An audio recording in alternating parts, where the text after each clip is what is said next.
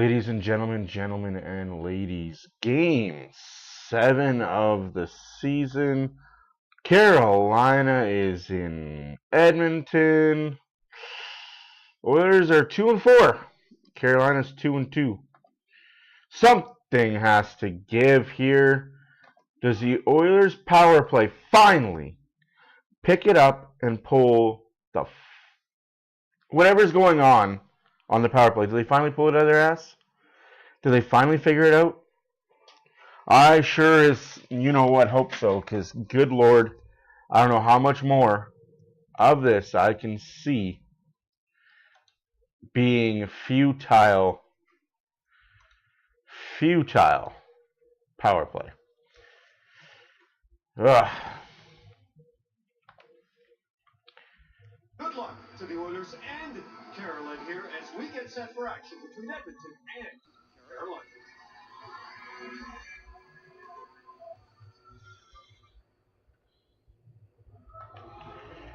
And now, fans viewing at home across oil country and here in Rogers Place, we ask you to please stand if you're able, remove your hats, and join the singing voice of your Edmonton Oilers, Robert Clark, in the performance of the American and Canadian national anthem.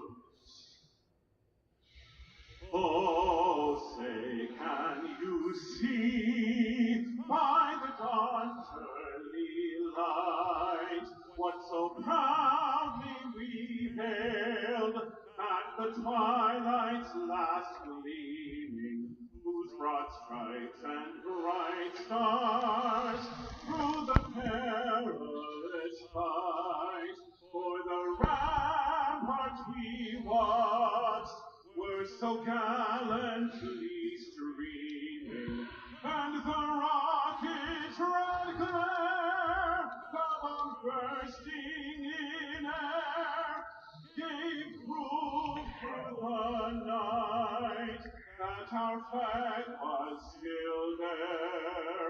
Oh, say does that star-spangled banner yet wave for the land of the free and the home of the brave?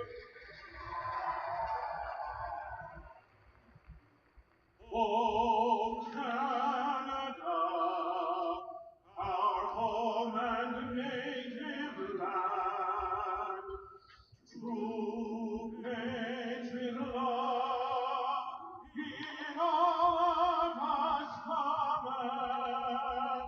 With glowing hearts we see thee rise, the true North strong and free.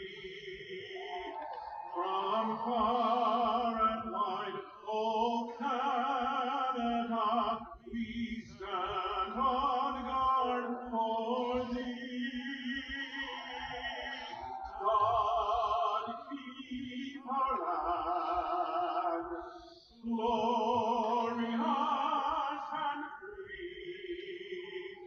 O Canada, we stand on guard for thee. O Canada, we stand on guard for thee.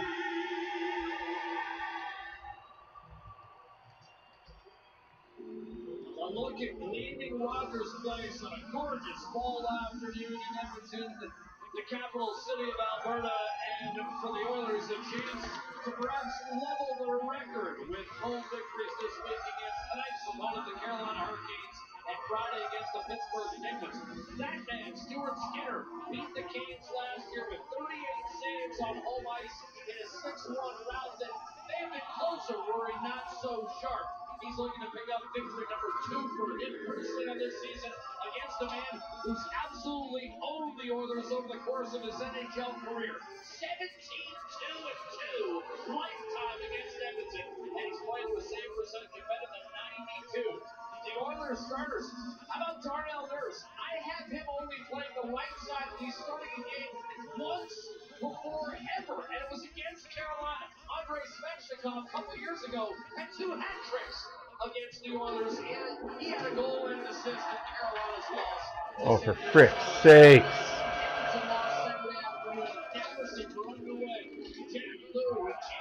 Sorry, guys. Carolina didn't score yet. I'm having a lot of malfunctioning issues right now. In fact, Edmonton almost gets a goal, hits the post. Holy smokes. How's everybody doing? I have no idea what the heck is going on with my computer. Starts with Stuart Skinner getting out aggressive on the wall. The Carolina Hurricanes want to dump pucks around here. The forecheck, he gets it up the wall, and a beautiful pass by Nugent Hopkins to find McDavid. In speed, gets the backhand on that, a second opportunity by Ryan Nugent Hopkins. But what a move by McDavid early on. He just can't finish that off, but that puts it right back out there. Nugent Hopkins had some time to pick his spot. Anderson with a good save early. You'll recall last year in this building against the same team, the Oilers got 2 in 13 seconds. Fast start, time and a hat trick. A 6-1 round as we talked about. Your starting lines, by the way, brought to you by our friends at Scotiabank Living as a place for all Canadians in Canada's game. And on the puck, Will Carrier. Strange to see him in that Carolina sweater after 7 years. A member of the Vegas Golden Knights, including the Stanley Cup victory in 2023 when he put up a career high 16 goals. Leon Draisaitl on the puck for Edmonton. He leads the Oilers with a modest 3 goals. Edmonton 2 and 4 coming in. Carolina 2 and 2. They've had a game rescheduled because of a hurricane in Tampa. Imagine that. A game was rescheduled because of a hurricane in Tampa.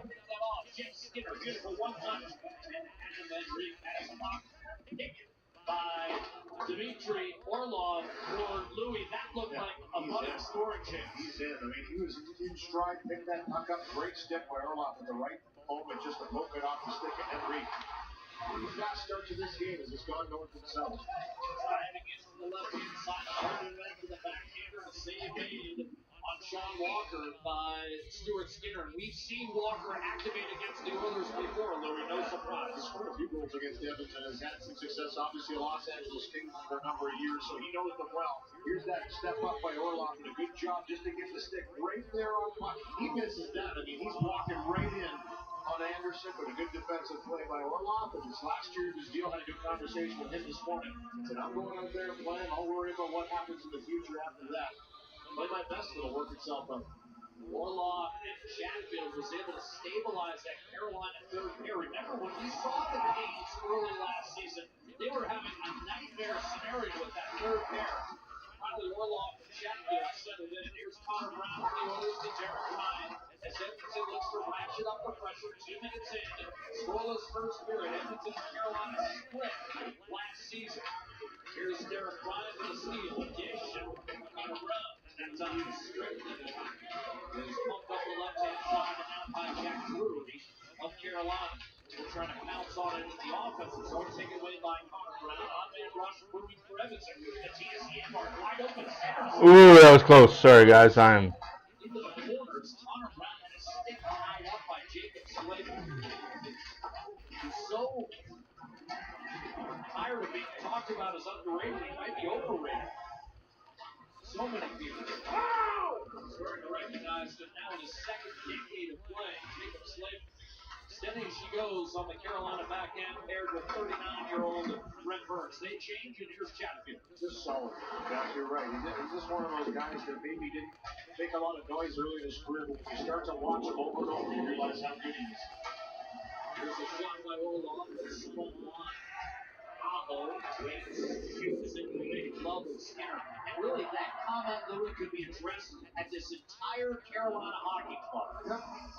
A good point. I mean, they're a team that just goes about business. This is a great shot pass into Brown right on the doorstep, and he just can't quite get a handle on this. Good job to dig in and take it away a little bit en route to the net. You're going to see Slavin right there and just disrupts enough for a tap in for Brown. Good job by Janmark to take his ice that was given and close the gap. Chatfield, a shot that was tipped wide. Orlov will spin back to Seth Jarvis. 16:48 left to go in the first period. Shots are 3-1 for Edmonton. Scores nothing. Oh my goodness. Almost 1-0 for Carolina. Three consecutive 110-point seasons. Here's Svechnikov in the center pass. Only up for a lot of people. Only 3 other teams have done that in the history of the league. Here's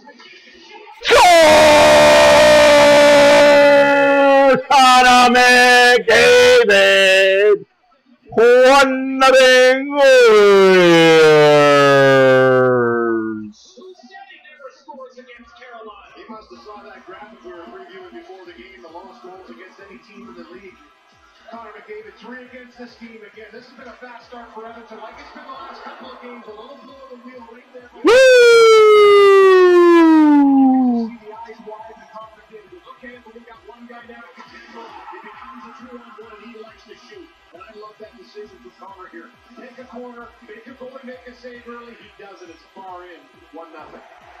That was the 64 goal guy, not the 100 assist guy. Well, you kind of got the feeling, you're going to start to see him take more shots. And I think when you look at the opportunities Edmonton has had early, especially in games, in the last 2 against Nashville and Dallas, and they didn't have a lot to show for it after the first period. You're going to start to see a little selfishness. I don't mean that the bad way. When you have an opportunity to get a good shovel in, take it. Especially early in the game, important game to take that. Will get the primary assist on McDavid's second of the year. And the 4th of his career against Carolina. Came in with 3 in 13 games. Even though he had 10 points in his last 4 games against Carolina.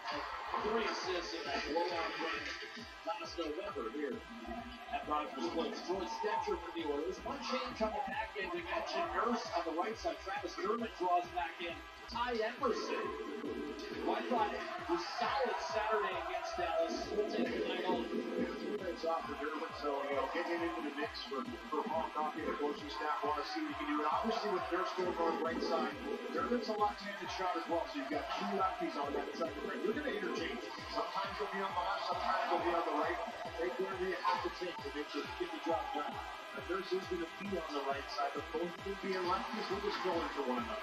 The only other time, Billy, that I can verify that Nurse started on the right side in his career was 7 years ago, basically to the day, against Carolina in this building. And there's an icing call. Jeez. Oh, man. Sorry, guys. Like I said, I am not myself right now. I am sorry. Oh, man. Look at that goal by Connor McDavid. One little look over to the right-hand side. Knows he has Ekholm driving through the net. He just elects to pick a spot, and he buries it on the transitional play. And with that first goal, Salem Boots is giving away their first prize. David from Nugent Hopkins at 334, and his point streak now at 6 games. Oh, here's a quick chance. McDavid in front, trying to tuck it home. Nugent Hopkins could not finish. He's still looking for his first goal of the year. Goal, trying to get in for Edmonton. A good start for the Oilers. Home ice against the Carolina Hurricanes in the midst of a 6-game road trip. In Pittsburgh, lost to St. Louis. Excuse me. Oh, sorry, but we're getting back to Nurse there playing the right side. I mean, why not? Trying something else for the first time this season, first time in a long time, as you mentioned. Here's Stetcher. Big save by Stu.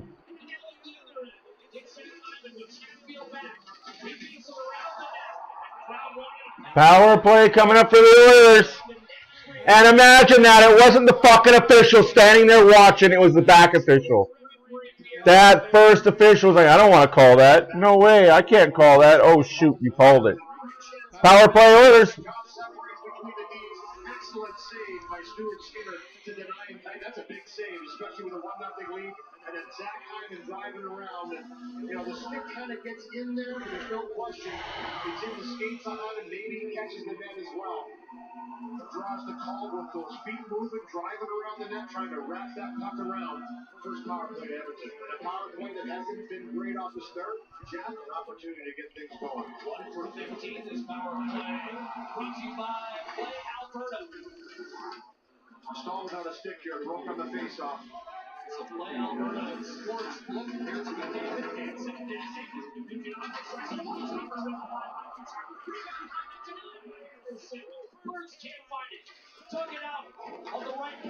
Let's go, boys. Let's score on this. Carolina last year, #1 league on the penalty kill. McDavid to Draisaitl. Always McDavid to Draisaitl. McDavid to Bouchard. Bouchard to Draisaitl. Somebody else has to shoot. Draisaitl shot safe. Predictable. Predictable.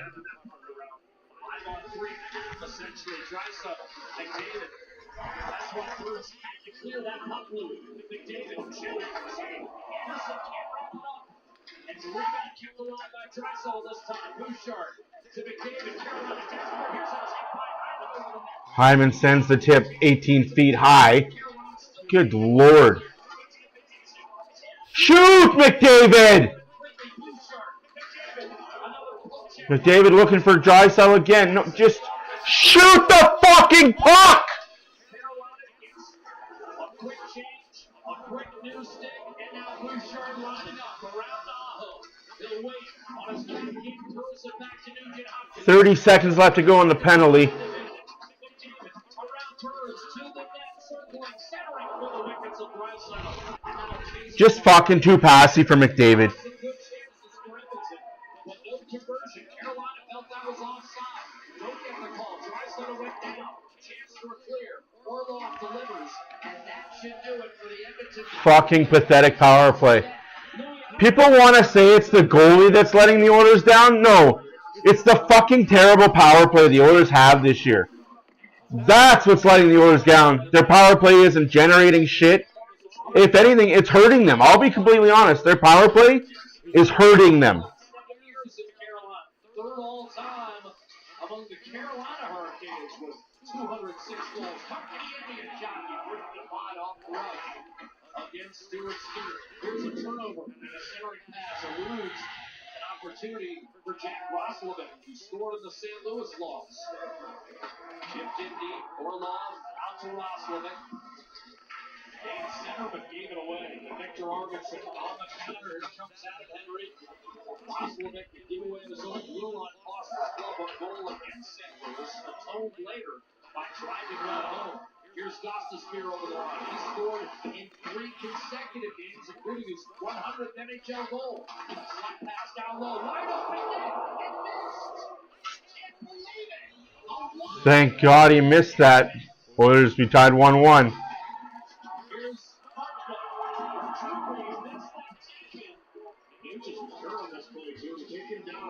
Up high in the zone.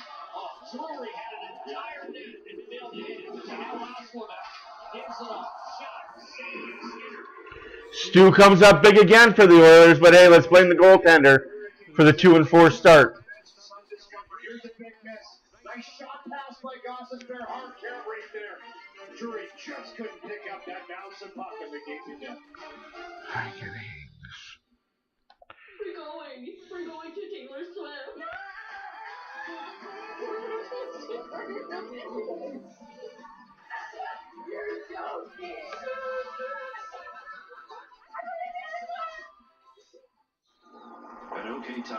1-0 Edmonton halfway through the first period. Goal scored by Connor McDavid. Things that pick up. What can pick up? Your pickup. More than 50,000 Albertans live with Alzheimer's disease, and millions more worldwide. That is why the University Hospital Foundation is leading innovative research to slow its progression. And what if that research leads to a pill that cures Alzheimer's once and for all?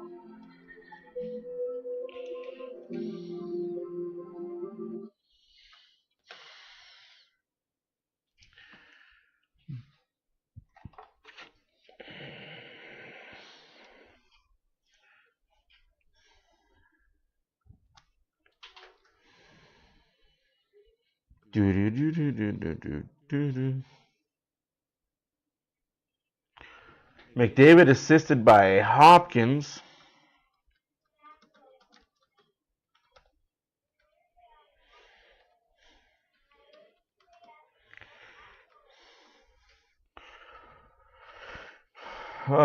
But then they got a power play and did skadoosh with it. Absolutely fucking nothing on the power play.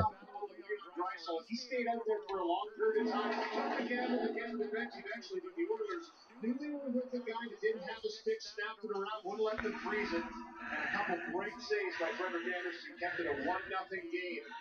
As that's when Stahl went to the bench to try and get the stick, but got caught as Connor McDavid came right down the middle and had another good chance in tight.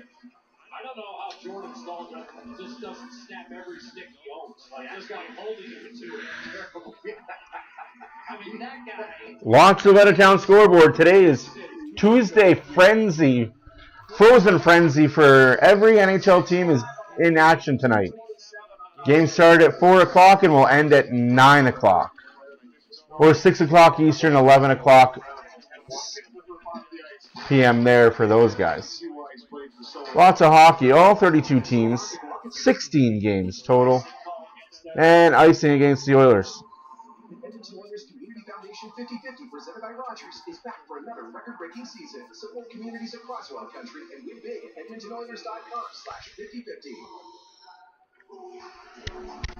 Kristoval's got to be happy with that power play. 3 shots on net. In the first 15 power plays this year, Louis, you know, only 17 shots. I mean, that's not enough. Not with that kind of volume. Well, there's a lot of talk about maybe shuffling it up and changing these things. They've given themselves a long line to continue to try and work it out. I think they've kind of got the message snapping around on that one. Moving around, but the chances created, most importantly, as you mentioned, Jack, you have to create chances on the power play. It can't be something that, as you say, takes the wind out of your sails and breaks the momentum. I don't think it did.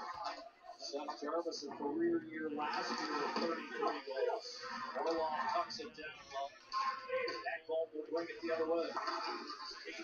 Oh, that's offside. What a sneaky little play, though.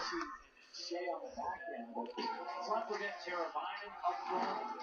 They acquired Jake Gensel at the deadline. They thought they might be able to re-sign him. That didn't pan out, so. Who's next up as well? Another veteran player that's won a Stanley Cup and was added in the mix last year for the playoff run. So they a lot of players, 8 different people that left the organization. What an unlock. Slavin Stahl, but he couldn't do much with it. Stahl in his 19th year flicks it back to Slavin. And then chipped in deep. Markno backhands it through. He's got a lot of fans in the stands tonight. Here by Leduc. Just a character guy, too, isn't he? A beauty in every sense of the word. Real carry, driving the net. Driving backhand, top wraparound. Denied by Evan Bouchard. 1-0 Edmonton, a little less than 9 minutes remaining in this first period. A shot toward the net and saved. Wide open chance for Drury just moments ago. Carolina's had some chances. Svechnikov denied on a partial break. Here's another chance by Walker. Jesus, Edmonton. They're coming. Didn't exit the zone immediately, but now Troy Stecher will skate up to the red line and fired it deep. Anderson directing traffic. Jeff Skinner. Dug it free. Cleared. By Gostisbehere. Moving along. Chance for Natchez. Swing over Gostisbehere. Picked off 2-on-1 Edmonton. Drexel knew he was offside. Skinner did as well. They'll come back. Knew he was offside. Oh, Jesus. He was pelted by Gostisbehere. He tries to stay with it. That's a cross check on Gray said he knew it too. As soon as he gave to Gostisbehere, he looked around and the penalty was being called. Power play coming up for Carolina. Watch them score on it because, Oilers can't score on our power plays. But Arvidsson hit, and then Draisaitl coming back the other way. Here's the call. Carolina on the power play.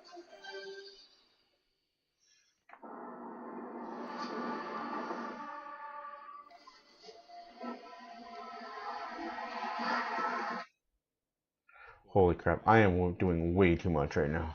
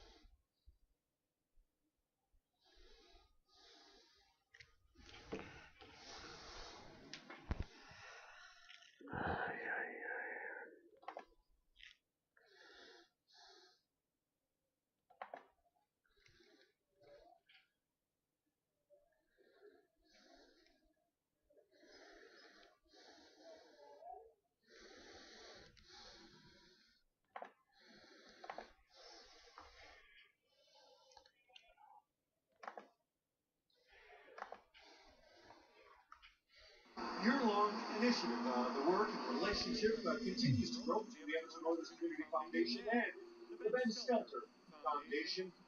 A reminder, if you're looking for a hockey tournament over the holidays, sign up your youth hockey team at benscup.com. Great way to spend the holidays. Enjoy. Thank you, Gene. Carolina had given up only one first period goal in its first 4 games. Alright, I'm just going to focus on what I can focus on. Now Carolina to the power play and moving once again special teams. Coming in, Edmonton have been outscored 9-1. Now, the Oilers have to square up against Carolina's power play, which last year ranked second league, rated ahead of Edmonton's. Svechnikov clattered into by Ekholm out there with Henry, Nurse, and Nugent Hopkins. This year, the Carolina power play off to a 3-for-12 start. That's swung out by Adam Henry. A good battle right on that line to make sure it gets out. It's not easy. It's a very good stick check in the Hurricane. They're on fire. Bob is here, holds the zone. Sebastian Aho. All he does is score 36, 37 goals every year. Cleared by Edmonton. Aitchison, bring it back in. Oiler penalty kill was 55% coming in. They've given up 9 goals. Aitchison, one time. Big save by Stu on the penalty kill. That was a great save. Excellent read by Stuart Skinner. He was right there with the pad to beat it. And a good shot by Aho. Here's Brent Burns, still rolling along at age 39. He's playing his 848th consecutive game. Here's a pass that will find him. From Russell, they kill out the reset. Arvidsson challenges up ice along with Popolzin, Kulak, and Bouchard. Aids rushing in, 20 seconds left in the penalty to Draisaitl. His 5th minor penalty this season. Burns surveys and dishes. 11.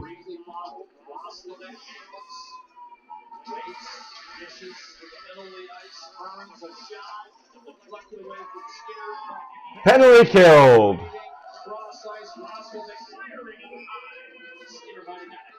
Good for that. Kills it off. Retains a 1-0 lead on home ice.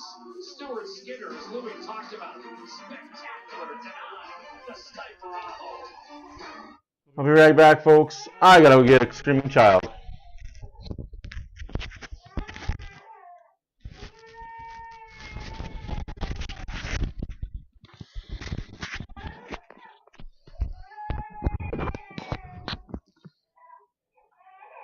So you won't miss any of the action. I will keep the TV on pause. The Brick has been furnishing Canadian homes for 50 years. And our styles may come and go. Some things stay the same. At The Brick, we continue to offer Canada's best prices on quality furnishing you want for your home. That's been our guarantee for half a century. 50 years of being a part of your home. And 50 years of saving you more. It's not just a slogan. Saving you more is our obsession. Whether you're into pucks, or wickets, or red cards, there's a Molson with your name on it. Canadian, XL, Ultra, Molson. Everyone in. Score and Win is on at Save On Foods, and you can score big by earning bonus entries on products like Haagen-Dazs ice cream. Win big and save big with our weekly flyer.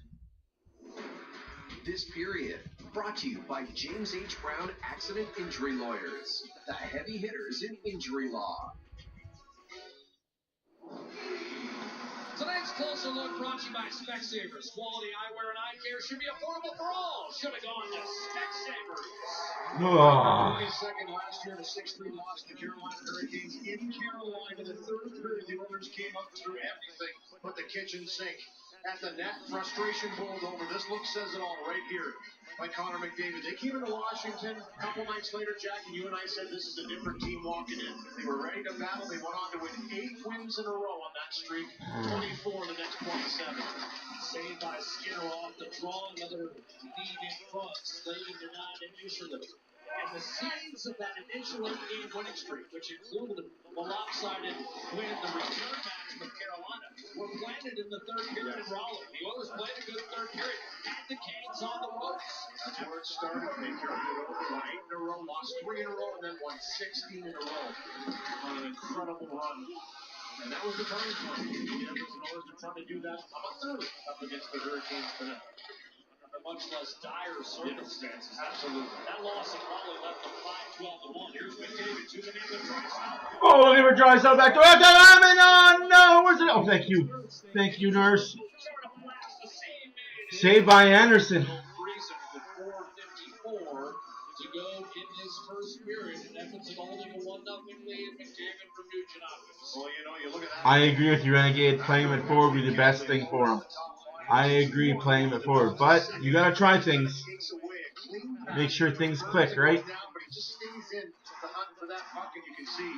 Who knows? Putting him on his offside might help him. Might make things work. All I know is the Oilers are in the hunt for a defenseman. Whether it's now, game 25, or trade deadline. They are definitely in a hunt for a defenseman. And no, the Toronto Lindgren is not a defenseman the Oilers are after, despite what other people are saying. That's a bad fit. Completely bad fit. Why do we want Toronto trash?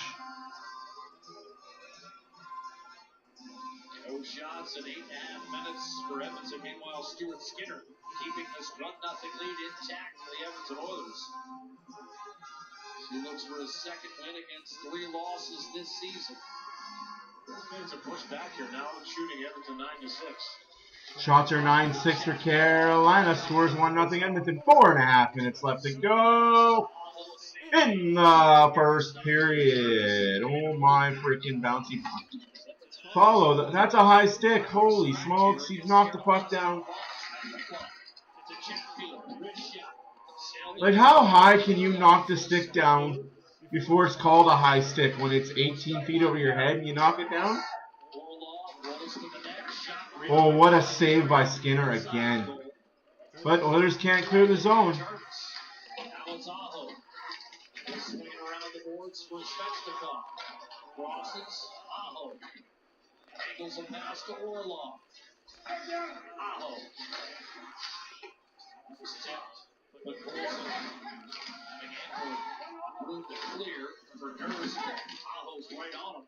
But Colson unable to get it out. Carolina able to roll. Just put it high off the glass. Although you did that and it was knocked down with a high stick. So, again.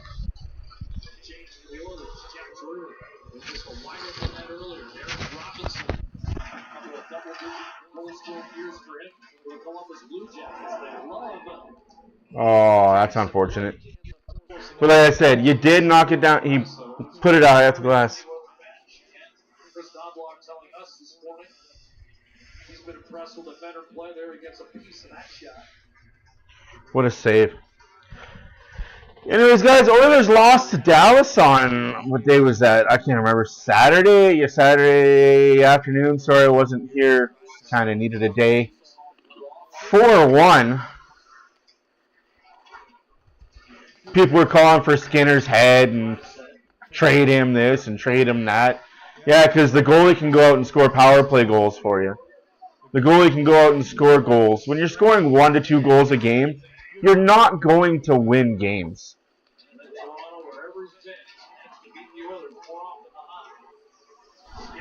Sorry, that's just not how that works at all.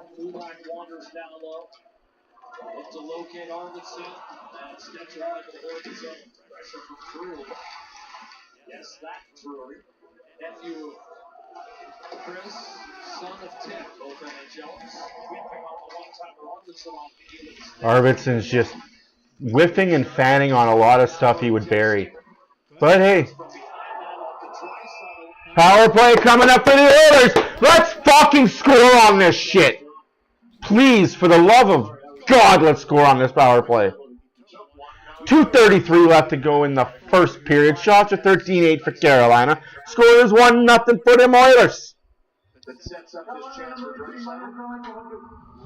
The call is he was right. Woo! He really just hit the body, not to allow him to have a clean look. It's a good movement between Jim Skinner and Arvidsson reuniting. I don't like how For Edmonton coming up here, created a lot of chances. I can't watch anything in America. Thank you, frickin' Prime and ESPN, for not allowing streaming services outside of USA to watch these games.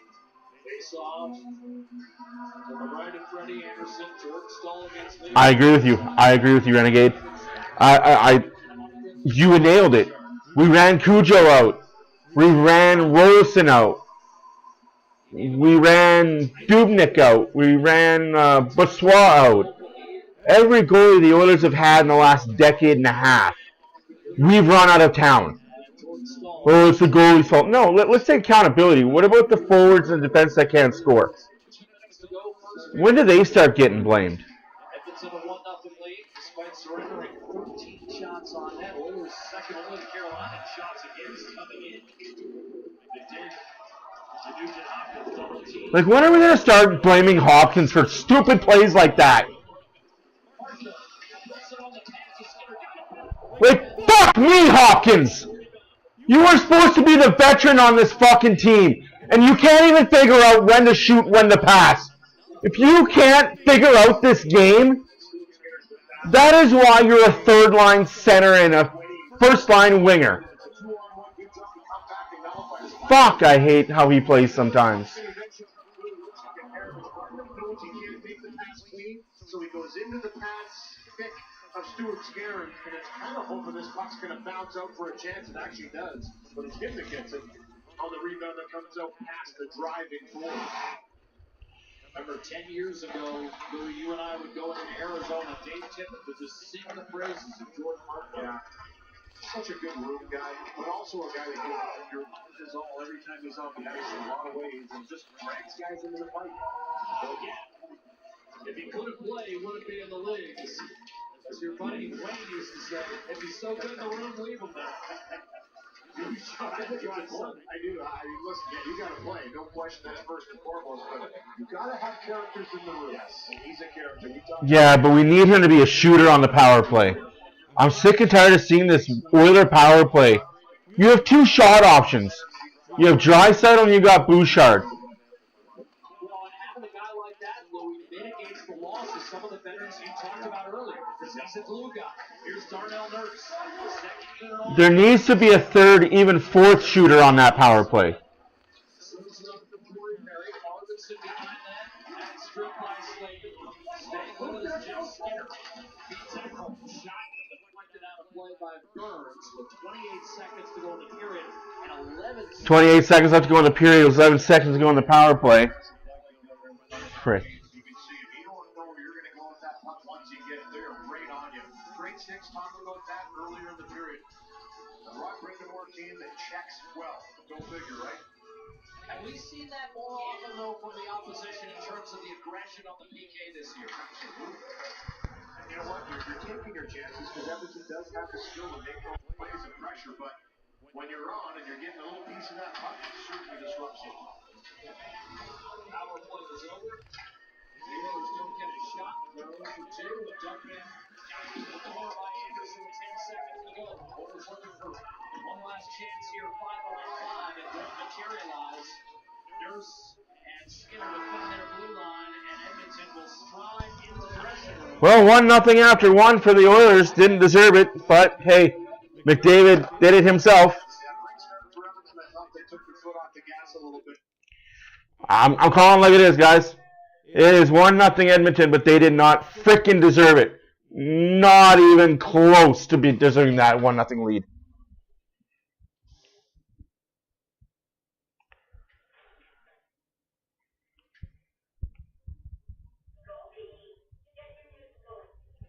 No, I'm not blaming Broberg at all. I just think that he chased the money. And I hate the St. Louis Blues fans. Oh, we fleeced the Oilers, got these really two young guys. Yeah, but you're paying about $8 million for two players that aren't worth $3. together, combined.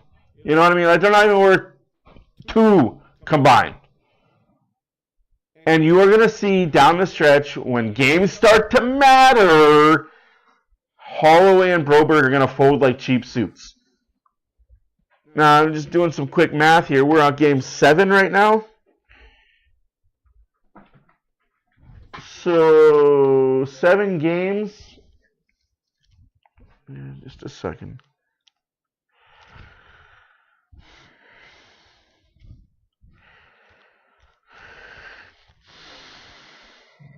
The Oilers are scoring 1.8 goals a game right now. That's okay. It is what it is.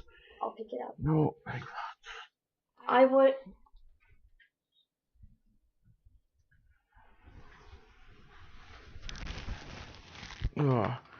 You can't go blaming the goalie when your team's scoring less than 2 goals a game. And in 3 of those games, you scored 1 or less. So you take out the highest scoring game and the lowest scoring game, and still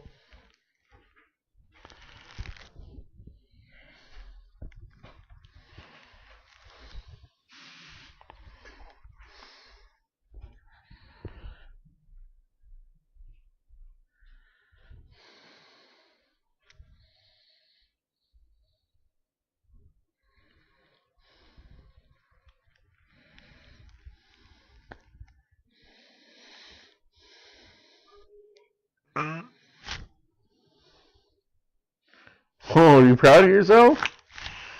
You're proud of yourself. Like, makes no sense to me why we criticize the Oilers goaltending. Like, anyways, guys, on Frozen Frenzy, all games being played today around the NHL. Blue Jackets 5, Maple Leafs 1 halfway through the third period. Halfway through the second period, Canucks 4, Blackhawks 2. Almost at the end of the third, Rangers 7, Canadiens 2.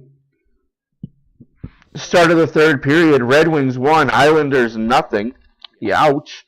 Second intermission, Jets 3, Blues 1. Oh, but where's Broberg? I thought Broberg was you're supposed to be Broberg. I'm fucking so sick of hearing the fucking Broberg. Second period, Avalanche 1, Kraken nothing. First intermission, Predators 1, Bruins nothing. Halfway through the first period, the Senators 1, Utah nothing. Halfway through the first period, Penguins nothing, Flames nothing. Flames have 7 shots on goal. Penguins have yet to get a shot. Later on tonight, the Sharks are in Anaheim. The Kings are in Vegas. Finals from earlier today, the Lightning beat the Devils 8-5. The Sabres beat the Stars 4-2. The Capitals beat the Flyers 4-1. The Wild beat the Panthers 5-1. You're all caught up with the out-of-town scoreboard. You like that, Mike? You like that? Leave it alone. Leave it alone. Leave it alone. Everyone keeps saying they will never win the Skinner. Yeah, I don't understand that either. Everybody said that about Fuhrer too. Said that about Ranford. You'll never win, never win, never win, never win. Well, guys, that was this team's first Cup final. What happened when the Oilers got to their first Cup final? They lost to the Islanders, who had been there year after year after year after year. And then finally, Hunchback and Notre Dame, the Oilers did what the Oilers do. Found a way. Just like they're going to find a way to win this season.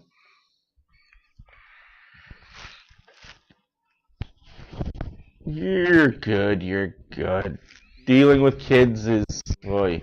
Okay, can you stop grabbing at things that you shouldn't grab at, or I'll put you on the floor. Put you on the floor? I'll send you to the moon.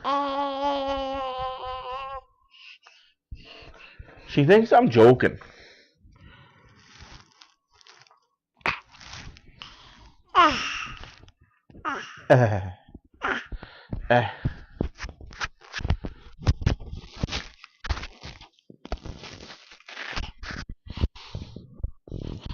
No, too spy, you're gonna break it. Here, you don't want to play with it so much?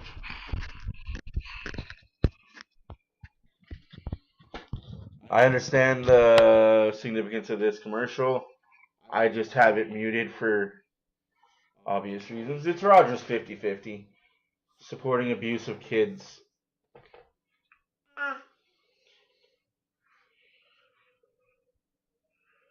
Here, have an old chew toy.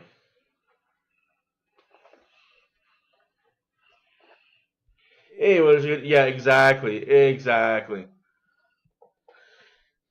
It's because we're Oiler fans and we overanalyze the goalies and we think they should be 900 to 920 save percentage. And I don't get it. Do you get it? Do you understand it? I truly don't. I as an Oiler fan from back in the who's in net Skinner. Oilers are up 1-0 after 1 over the Hurricanes. Like, honestly, guys, as a guy that's been around since the 80s, I'm not worried about goaltending numbers.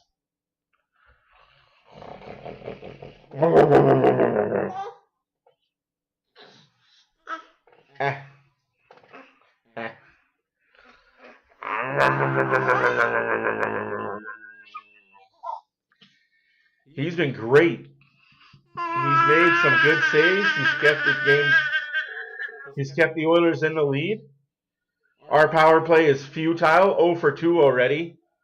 Fucking garbaginos. Good thing Carolina's 0 for 1. What? And I think that's the thing, guys. It's our power play that's hurting us more than anything else. People can talk their crap about this, that, and the other. Our power play is just dreadfully bad. Worse than the league right now. And yeah, it'll come along. But man, we need them to click and click meow.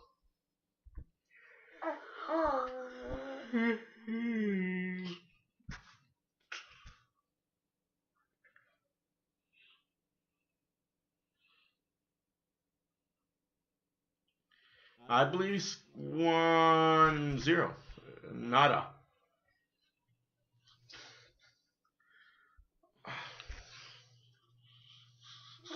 Can we share a hat? Can we share the hat? Your head's too big. Share. You got a big head. Hey. What's up? What's up there? Huh.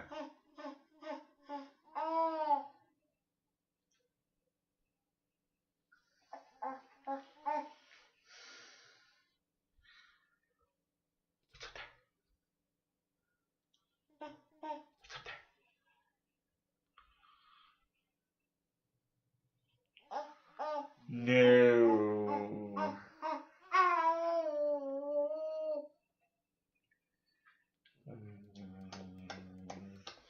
I mean, it's a good thing right now the Oilers have 2 games this week. They've got today and Friday. Will you leave my hat alone? I'm going to snap at you.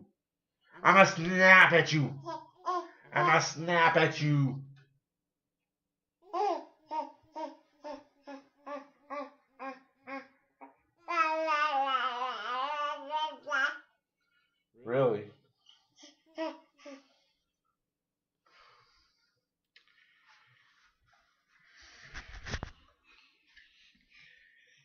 Tomorrow's got a soft schedule. Thursday's got a soft schedule.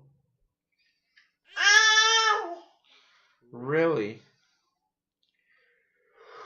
What are you screaming at me for? What did I do to you? Don't get mad at me for your sister keeping you awake.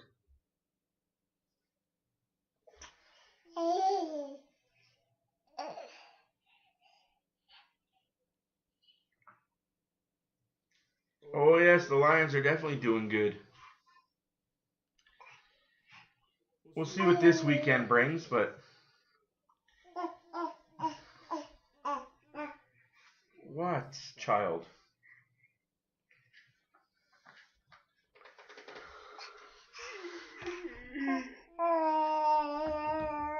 Yeah. There.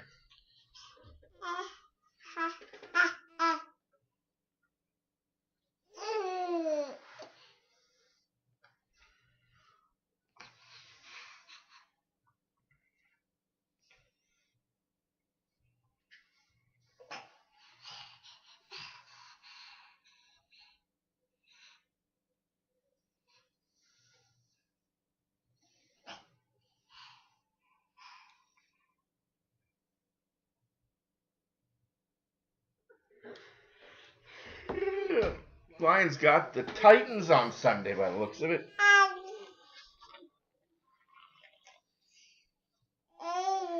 Yeah, that's what I mean. They're like just too predictable. Their power play is way too predictable.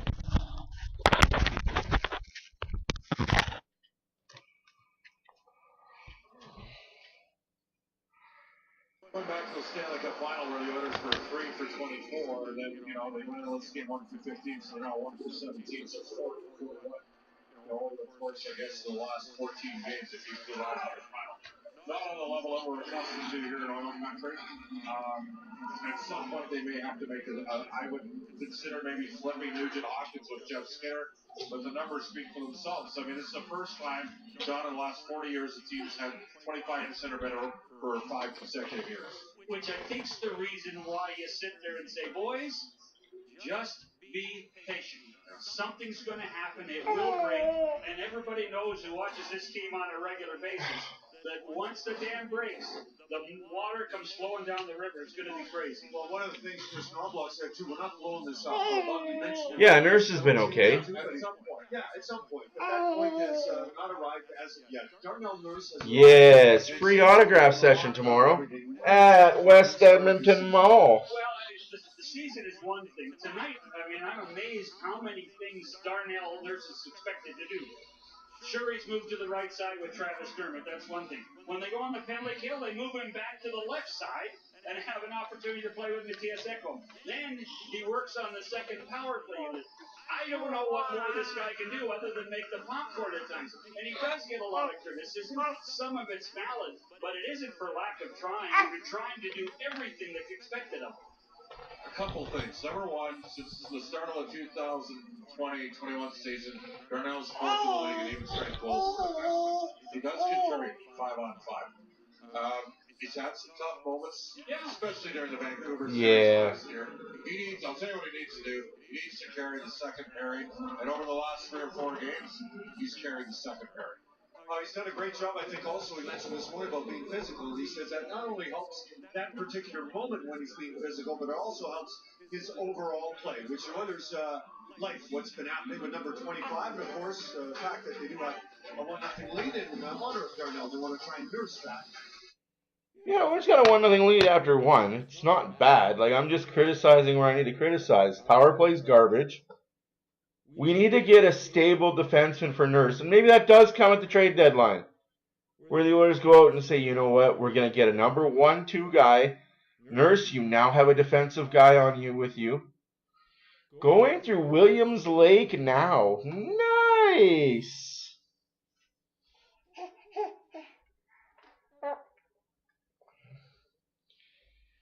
Can I assist you? Do you need a tissue?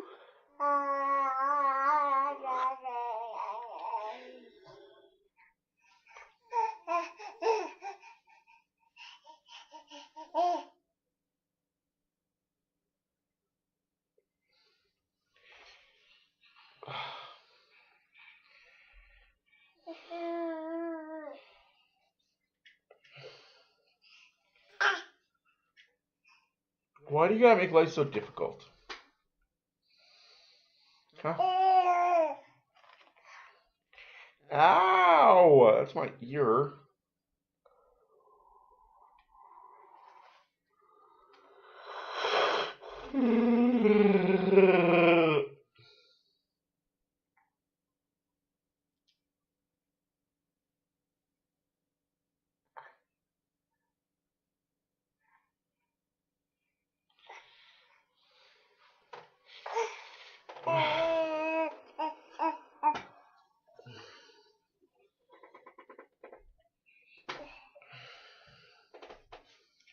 What's up?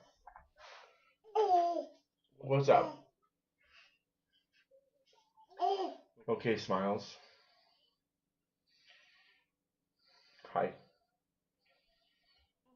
Yeah. Yeah. Hey.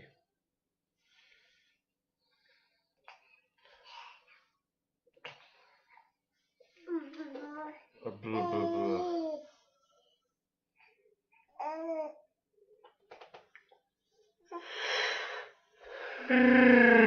I agree. He's inconsistent, and Nurse needs a consistent defensive partner.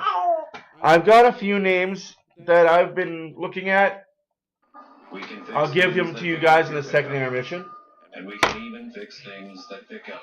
What can pick up? Your pickup.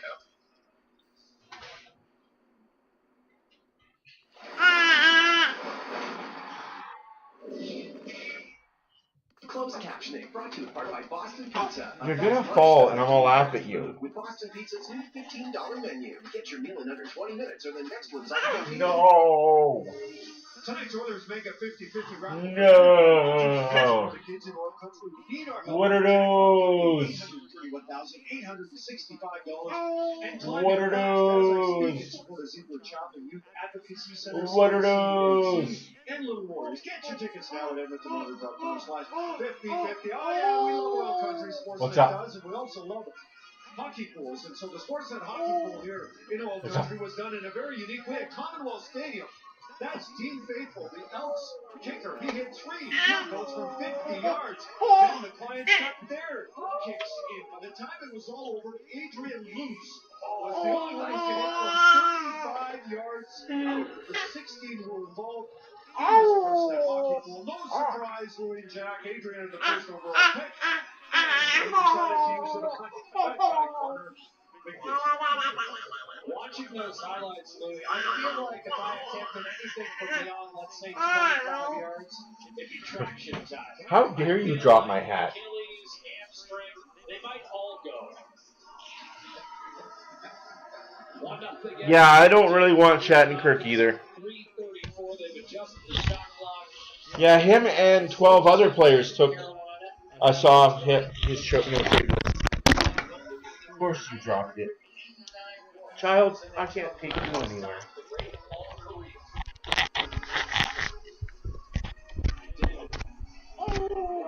There's a guy that got a little more emphasis on taking away the headshot to get Louis. There you go. Oilers put the... Oh, they lose the face-off. Okay. Puck deep in the Oilers zone. Ekholm up the boards. Tipped in by Hyman. Hyman and Hopkins racing for it. Hopkins gives it back to Hyman. Hyman loses the puck and loses his balance.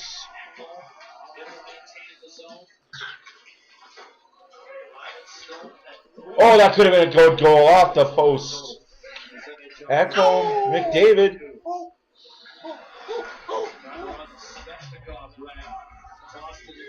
Oh, I hear Mommy. She's coming to rescue you.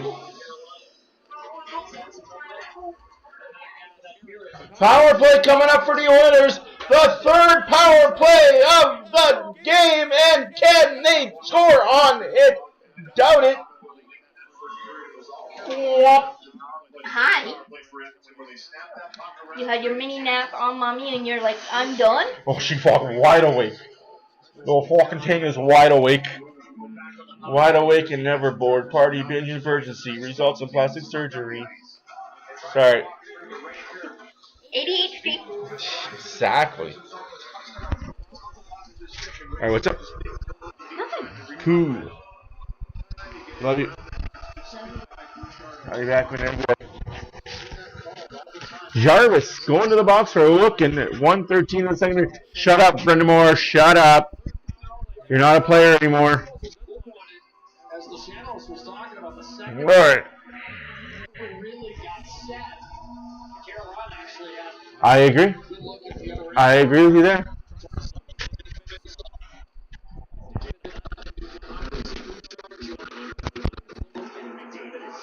Oh. McDavid needs to shoot that quicker or pass it off. Our power play is just a struggling. Just a struggling. He stayed out there trying to take up space, trying to create something of a deterrent, but they snapped it around. Here's a good stick, and why you want to have it in your hand. Just an excellent position to stick at the right time to deflect that over the glass. It's on the struggle bus, our power play is. Hopkins, instead of shooting, passes it to Draisaitl. Shoot the fucking puck. Score a fucking goal. Get the out of here. Even though there's been some turnover this year, the identity of this team is fast, aggressive, and just great sticks. Look at it, 3 sticks, 4 sticks were right in that mix, trying to find and not let Draisaitl look at a clean look at the stop. Penalty kill number 1 in the league last year at 86%, 85% thus far this season. So right on track. We're in an era where 85, 86 will lead the league. It seems like maybe 15 years ago, you even get your 88, 89. Bouchard. Over to Draisaitl. And that puck flipped up to the left-hand side and cleared easily by Martin. As far as Edmonton hasn't done much with this third. Just embarrassing, man. Like this power play. Oh. Hopkins runs into Bouchard. Fuck's sakes, man. Like.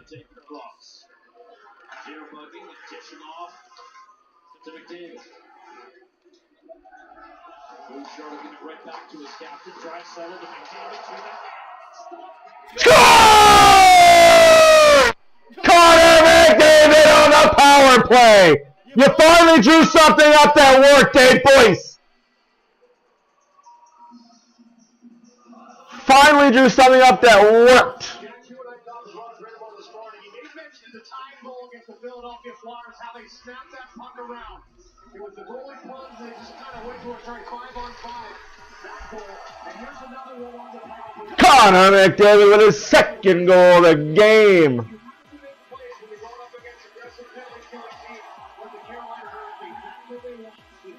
Jesus.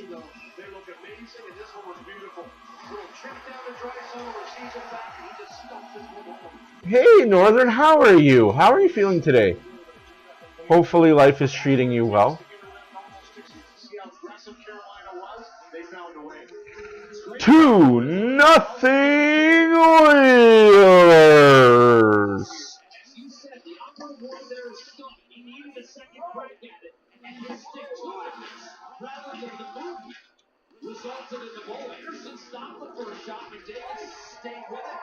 And icing against the Oilers. Draisaitl and Bouchard get the assist on McDavid's second goal of the game.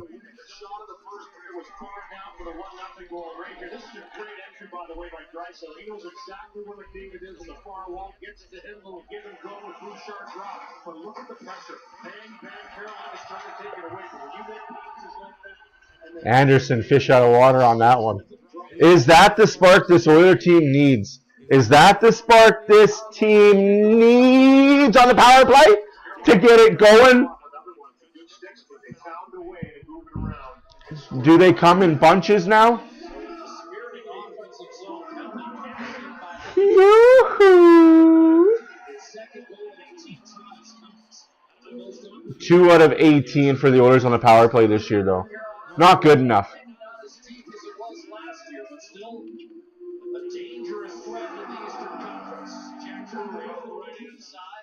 Well defended by Travis Dermott. As Louis mentioned, draws it back in after missing the last 3. McDavid's 56th career multi-goal game. Connor Brown lifting it behind the Carolina defense. Drury up the left-hand side as a call clock and close it back in wraparound. Save made. Freddie Anderson rebound. That's despair with a clear to center. And shoveled in by Eric Robinson. Stature. All past that and Henry. Gets it in deep. Anderson will knock it down for Sean Walker. The second time Edmonton has carried a lead into the second period, and now the Oilers have extended. First time it happened against Calgary. Flames ended up taking over the game over the last 30 minutes. So up 4-1. I know you heard John Shannon and Bob Stockton talking about trying to get back on that forecheck and spend more time in the offensive zone. 2-0 Oilers, 16:08. Sorry, 15:48 left to go in the second period. Oilers 2, Carolina nothing. Shots are 14-10 for Carolina. Steal off the left-hand side. But Colson helped out in that endeavor. Sebastian Aho for Carolina has it reversed up the right-hand side of the rookie Jackson Blake. Here's fourth last year in the entire NCAA in scoring while playing for the University of North Dakota. Love his smarts. You know, they say he just processes the game at a high level. Not the biggest of guys, similar to Jarvis. But just great hands when you give him time and space. He makes plays. Skinner up the right-hand side for Darnell Nurse. It's from Fargo. Love the movie. I heard the series was good too. I never tried it. Did you? No, I didn't either. Wow. We got some long fights coming up. We'll figure it out. Whoa, what a save by Skins. Let's go. Skinner, doing your work. Makes some great saves, and especially saves right after a goal for him. The goal 1-0. Connor McDavid scored the first. That's when the Hurricanes started to really push. He made some great saves. This one's a good one on Svechnikov once again. Jarvis right there trying to pat that one out of the air right in front of him on the doorstep. And this is just focused. What a save. By Svechnikov. Sometimes that's more difficult. You expect the puck to go somewhere. It goes to a different spot in the net. You have to react. He gobbles that one up. Woo. They showed the other Skinner, and I think with good reason, Louis. Look at where he was. If Stewart doesn't make the save, Jeff Skinner was right there to knock that puck away if he had to.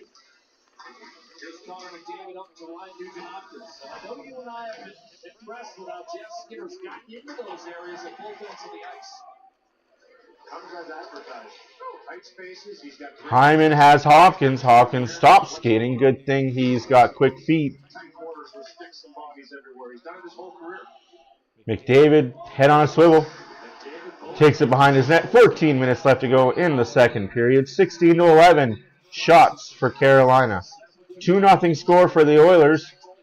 Back home to Hopkins. Hopkins bobbles it. Puck's behind the Carolina net. 3-on-2 effort right now for Carolina against the Oilers. Thank you. I'm glad to hear that, Northern. I'm really glad to hear you're doing way better. I was worried about you. Hi, Adam. How's it going? How are you feeling, Adam? How are you and Nikki feeling? Everybody I seem to talk to is hurting, hurt, pain, in pain. Yeah. My thoughts and prayers go out to every single one of you guys.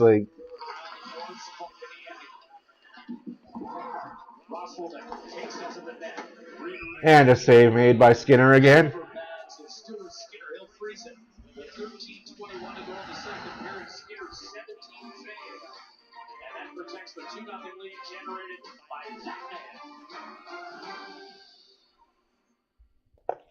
Skinner is looking good, if I do say so myself. Yeah, I heard, Adam. I heard. I mean, from what I saw and what I've been told of what happened, it's a good thing you did. A piece of work, to say the least. Oh,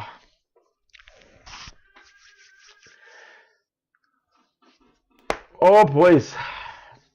Ladies and gentlemen, and ladies, thank you for being here. My name is Matt for Oilers Fan Reaction. Don't forget to push the like button, push the subscribe button if you like what you see. Go check out our other content.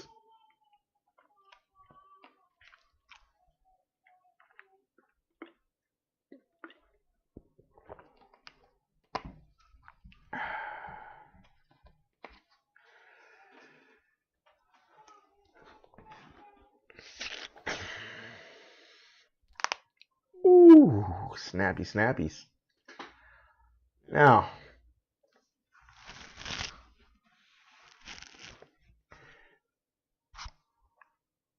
question. Ooh, damn. Question to Diane: what time are we leaving to go to this thing tomorrow night or tomorrow afternoon? Because you remember what happened last year. I don't know what time we got there last year, but we were in line for a long time. And then he also had a chance to meet up with his brother-in-law, Greg, and Greg was nice enough to bring a care package that was then to be brought to Jordan's wife, Courtney. Also in on this were buddies Glenn and Merrick. You can find Jordan fans in every market. Back in the evening. Off the draw, trying to wheel around Troy Snetchers. The Kings are going to get back in it. Stewart. Root beer floats. Don't tease me with a good time. I like myself a root beer float. He says, hey, I wonder if I can get Skinner out of this game and get into his kitchen. He goes, I don't know. He looks like he's pretty dialed in tonight. I think he was right in his assessment. No question, Jack. Yeah. And that was 2 hours before. Same plan? 4 o'clock again? We already have a plan. We know I'm hitting up Nurse first. You looked over at Stu, he said, yeah, probably won't bother right now. He was right. Gives them a lift on the ice, too. When he scored last year, Louis scored 14 times. They won 11 of those games. I agree. Epic root beer milkshakes are pretty good. I do love myself a chocolate milkshake. Oh. You're making me want a chocolate shake. Oh, Hopkins almost does a little dangly-dangly-doo. How's your mutter? 18-13 on the shots for Carolina. 2-0 Oilers. 12:42 left to go in the second period.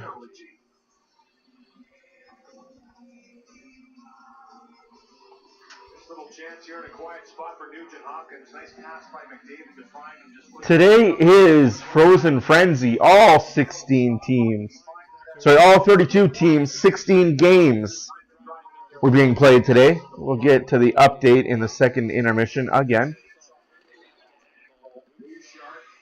Yeah, Skinner is locked in. Draisaitl, shot off the post. Boy, Draisaitl's looking dangerous. Bouchard back to Draisaitl. Draisaitl for Skinner. Held up a little bit. Arvidsson back down to Draisaitl. Draisaitl. This is a good psycho line right here. Arvidsson gets the puck back. Arvidsson looking for Skinner in front of the net. Can't get it go. Chatfield's all over him. Good way to not take a penalty. Whoa, this guy's got edges. Arvidsson back for Skinner. Skinner loses the puck.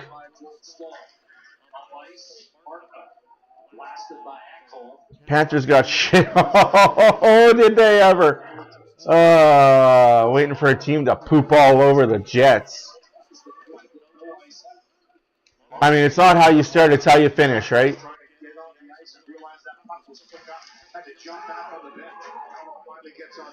Second period, always that long change, Jack. You have to be aware of that, especially the big boys for Edmonton are on the ice. That long, the shot to the point.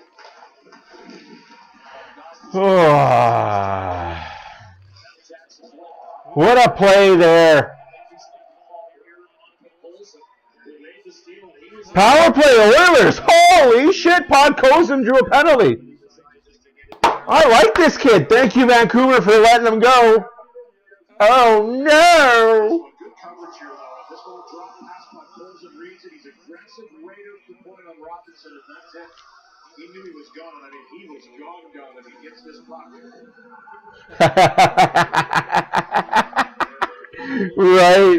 Right. Yeah. So we'll bring a stroller and carry pack.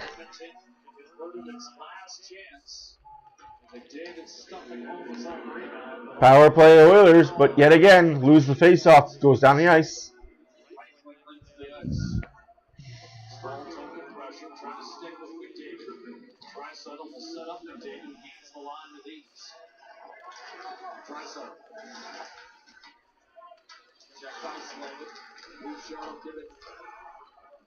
Right back down low for Hyman. Barkhook, an opportunity to clear. Nugent Hopkins ties it up. Yeah, make them skate. Beautiful feed. Nugent Hopkins been taken across off the Make the penalty killers move. If they're moving, they can't skate faster than the puck. Keep that puck going. Keep that puck going. Hopkins, take a shot. I want to see one shot by Hopkins on a power play. Before he gets to that puck, he knew exactly where he wanted to put it. Change of pace on Orlov. Takes him down low. Orlov does well to hold him. Try to soccer it away. Nugent Hopkins to move chart quickly across McDavid. Nugent Hopkins down low. Dressel from the Right there. Right there is the time Hopkins needed to unload a shot. that try. Anderson was down already. He was trying to take away the pass out to the slot. Very close for Zach Hyman. Seriously, right there is the time to take that shot if you're Ryan Nugent-Hopkins. You did the move, you got open space, and you pass it? Shoot you. Nobody's going to pass a puck in the freaking net. Former 30-goal scorers Arvidsson, Perry, and Skinner. And this power play is all but done.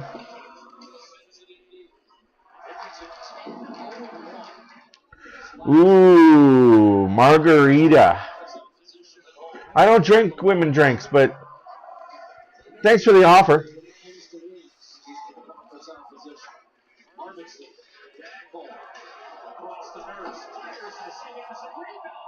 Oh, that would have been pretty by Skinner, Jeff. Unless you're McDavid. Right, like, even then I want McDavid to shoot more. I'm just saying, like, I'm really sick of Hopkins doing a dangle and a good move and then passing. Dude, you created the space for yourself. Take the fucking shot, kid. Oilers are 1 for 4 on the power play. Carolina's 0 for 1. You know they're going to get 2 or 3 power plays. Yes, straight Tata tequila, a little bit of vodka, straight vodka. I like straight up drinks. I like vodka, tequila, whiskey, rum, and rye. I'm a hard alcohol drinker. We do. What's a good thing about this mic is I can stand up and take it with me. We still have this Oilers vodka here.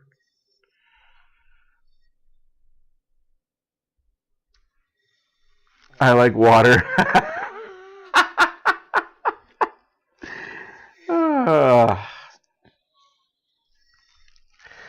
I love eggnog. I could drink a 2-liter carton of eggnog in a day.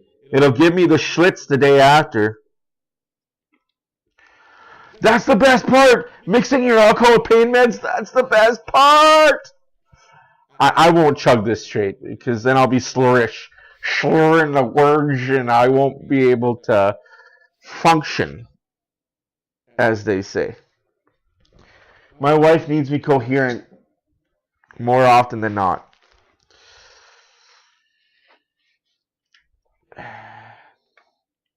The opportunities they've had to put the puck in the net, they just haven't been able to do it tonight. We are halfway through the second period. 2-0 Oilers. Shots are 17-15 Carolina. Much needed to quiet some of the noise. Well, again, Carolina had begun this period riding a pretty good 10 minutes to close out the first. The ozone penalty by Jarvis cashed in, and now it's Edmonton in control. Possible to not get around Adam Henry, and Troy Stetcher picks up the loose change. Golf's a bit too far, though. This will turn into icing against the Oilers. Hey, Dan, how's it going? Yeah, it's 2-0 for the Oilers. The only thing that's looking bad is their power play, and that's sad to say. The only thing that looks bad about the Oilers right now in this game and in this season has been their power play. Atrociously ugly. Big save by Skinner again. Stews look good tonight, though. If they're not creating the chances, then there's a problem. But you see in that first one, they were all over, great saves, and eventually they find the back of the net. When the chances start to come in ways, that's when they start to score goals. One thing about Carolina is Edmonton may seem in control right now, but the Canes are not going to go anywhere. They are relentless. Svechnikov will fire this. There's a lot of time remaining. Skinner. Clogged up by Seth Jarvis. Aho Like, I didn't watch the Dallas game. I haven't watched highlights from the Dallas game, but I've been told that Skinner gave the puck away behind the net. I think that's more on the defenseman, just watching the highlights that I watched. It was a lot more defense on that than it was Skinner, but blame the goalie. Gotta blame the goalie. Hey, Boiler, how's it going? Go Hurricanes, go. All right. I mean, I like it. They're down, you're saying go. I love it. No, I love it. Dude, that's awesome. I love it when you guys come in here and do that. That's cool. That's cool. Please do. Oh, McDavid ran into his own player. I love that you came in here when the Oilers are winning and saying that, not just when the other team comes in and it's 4-1 for the other guys, and then I get chirped on. Makes no sense to me. But oh well. Ooh, what a play, what a play. Oh, kept in by Hyman. Hyman to McDavid. McDavid looking for the hat trick. Shot! Save! Rebound! No! Out of play. Who said McDavid's selfish? I agree those fans are good. I agree. I would rather have the power play not look good than the PK. But the power play not being good can stall all momentum and hurt you. Nice play there by Slavin. Underrated defenseman. There's a guy that somebody on the Oilers staff should look at for getting.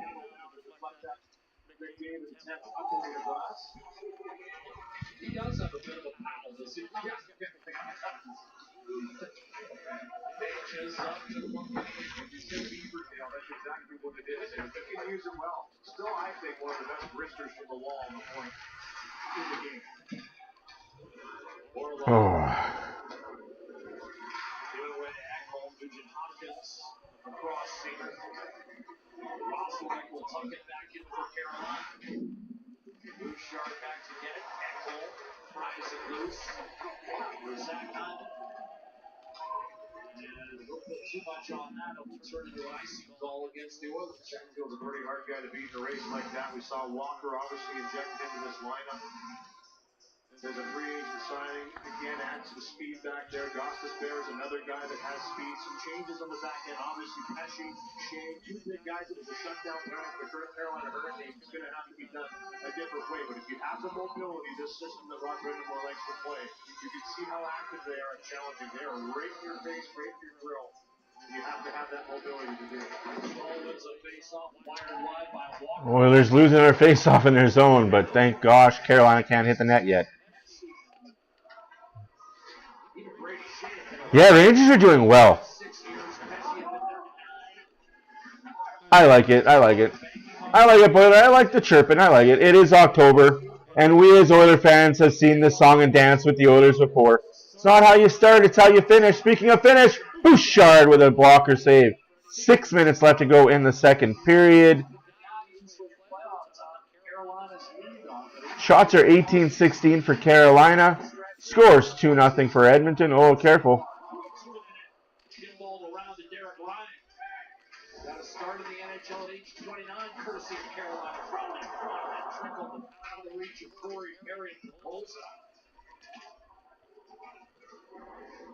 I have to finish. Oh, man.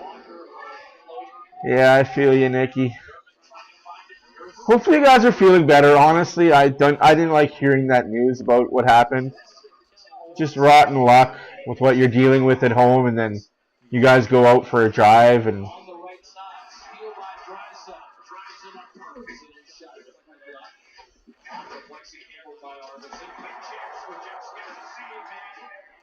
man, these Oilers are buzzing around. Burns is still in this league, man. He's old. He needs to just slow down and leave. Although you want a defenseman that knows how to shut down and score. Brett Burns is your guy.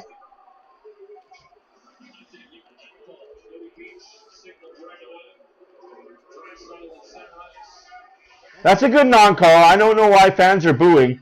That's a good non-call. You're not going to get every hook slash. Just play on. 4.5 minutes left to go in the second period. Shots are 18-18. Scores 2-0 Edmonton.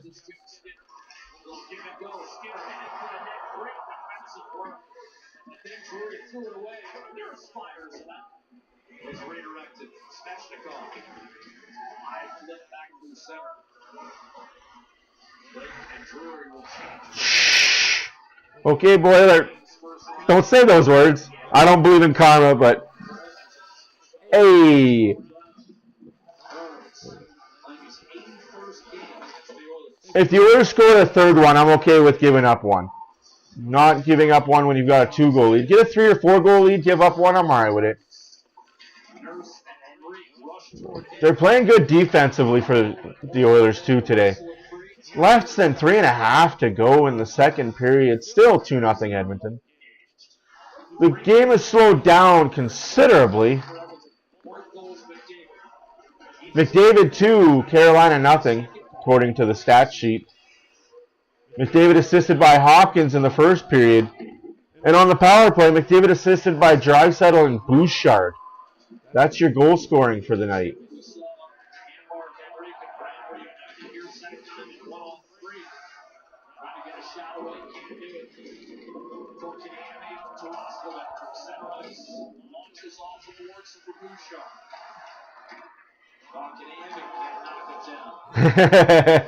I'm with you, Boiler. Yeah, you know what, hey.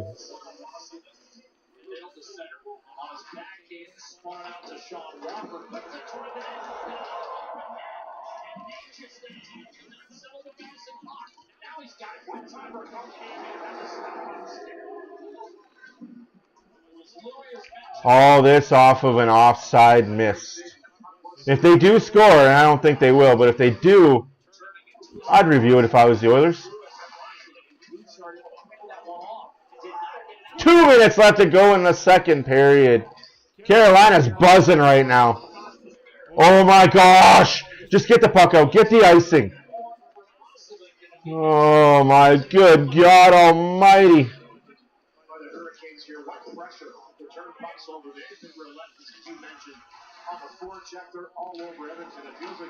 In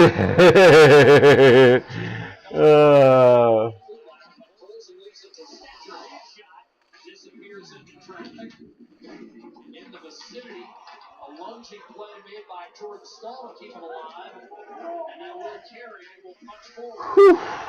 Two left, trades it with Proposal, moves it up the left wing boards. That puck left the zone. Burns has to tag back up as Carolina makes a change. With 90 seconds left in the Hey, Dan. Hey, a little too soon to be doing that.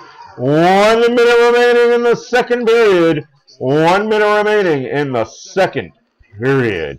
2-0 Edmonton. Shots are 19-19 apiece. What a save by Skinner! Stu Skinner! Huge! And a penalty coming up against the Oilers. That's okay. Stu Skinner! Another huge save by Stuart Skinner right before that. Wow. 2-0 Edmonton. Stuart Skinner credited with 20 stops tonight. Not prettier than this one. Carolina has a power play. Today is Frozen Frenzy. Woo! All 32 teams are playing. 16 games. Oilers up 2.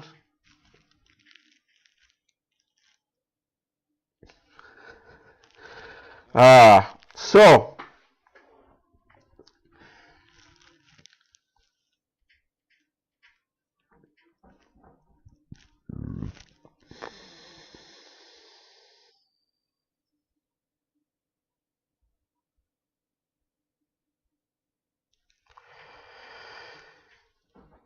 you guys know what? And I know I'm going to get a lot of flack for saying this.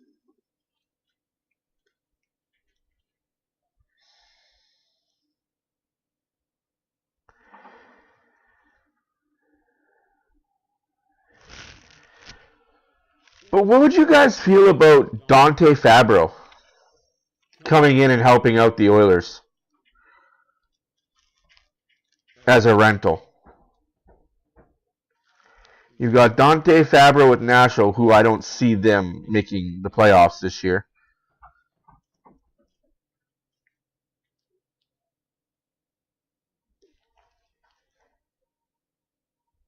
That's really like, unless Ivan Provorov is willing, like Columbus is willing to trade Ivan Provorov, I just don't see any other defensemen that are restricted free agents next year. Unrestricted free agents coming up next year. Dermott takes a high sticking penalty. Power play drawn, by the Hurricanes and all that pressure in the offensive zone. This game's gonna Spill what? What do you want me to spill? 2-1 after this period. This is an important minute here. Off the draw, Gostisbehere. Oh, that's cool. And down the ice it goes. 45 seconds left to go on the power period. A minute and 45 left to go on the power play. So Carolina will start the next game. Next period on the power play. Next game, eh? My English is good. I learned how to spoke it. The S word, sleep. Yeah, I like that S word. A lot of sleep. A lot of snow. A shower. Sleep, shower, snow. Snow shower while you sleep. Ooh. Another chance for a clear. Henry did not get it out. Gostisbehere. 5 seconds. Jarvis has to unload. He'll get it back from Gostisbehere. Dishes. Woo! They didn't get a shot on that power play. It looked good for the PK. Let you be informed with these out of town scoreboard. Like I said, there's a lot of games. No, seriously, guys, though, like the upcoming UFA unrestricted free agents that are defensemen. Ivan Provorov, 6'7", he's making for Columbus. It's a little hefty. You could try and get Gabrikov off of LA, but he's making 5'8". Theodore's a little on the old side. Jacob Chikrin in Washington, another 4.6 guy. He's 27. Savard's a little too old for me, 35. Brian Dublin, 34. Ian Cole's 36. Matthew Grzelcyk at 31 is pushing the high side for me if you want to bring in a rental. But he's only making 2.7, right? So there's things, right? There's players out there on the defensive end that can help this team. Thank you for being here. Please come back. I beg you, come back. You Out of Town Scoreboard brought to you by Oilers Fan Reaction and all things hockey. Connor McDavid is also 8 points away from 18 points on the season, which means he's 8 points away from 1,000 points away in his career, for all those that care. You're Out of Town Scoreboard brought to you by this guy. It is final. Sabres 4, Stars 2. Lightning 8, Devils 5. Wild 5, Panthers 1. Capitals 4, Flyers 1. Jets 3, Blues 2. Oh, the Blues, cry me a river, cry me a river. Red Wings 1, Islanders nothing. Make that a final. Final in Montreal, Rangers 7. Montreal 2. Ouchies. Just in the start of the first period, nothing. Sharks, Ducks. Still yet to get underway, the Kings and the Golden Knights. Flames 1, Penguins nothing. Rasmus Anderson scored. That's in the second period. Also in the second period, Senators 4, Utah Hockey Club. Yikes. 4-0 Senators. Predators 2, Bruins nothing after 2. Could the Preds get their first win of the season? Avalanche 3, Kraken 1. There's the Avalanche we all know and love. Blue Jackets 6, Maple Leafs 2. Ouchie mama. 5-2 Canucks over the Blackhawks right now in the third period. And here in Edmonton, Oilers 2, Hurricanes nothing. Draisaitl and Bouchard assisted the goal by McDavid, his third goal of the season. McDavid, his second goal of the season, assisted by Hopkins. Hippity-doo-day, folks. I'll be back.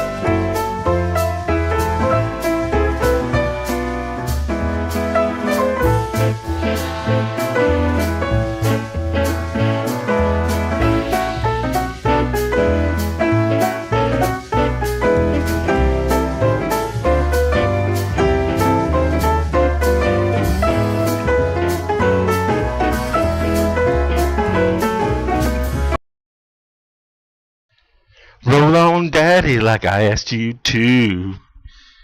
Roll on 18 wheeler, roll on. That's a great song.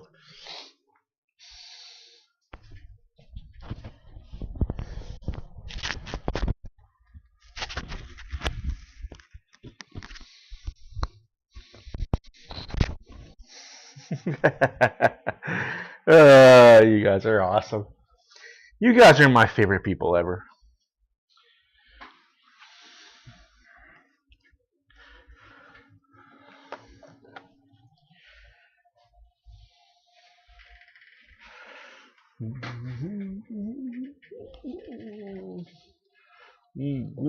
Kumbaya,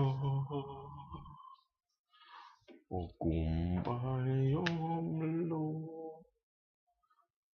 kumbaya.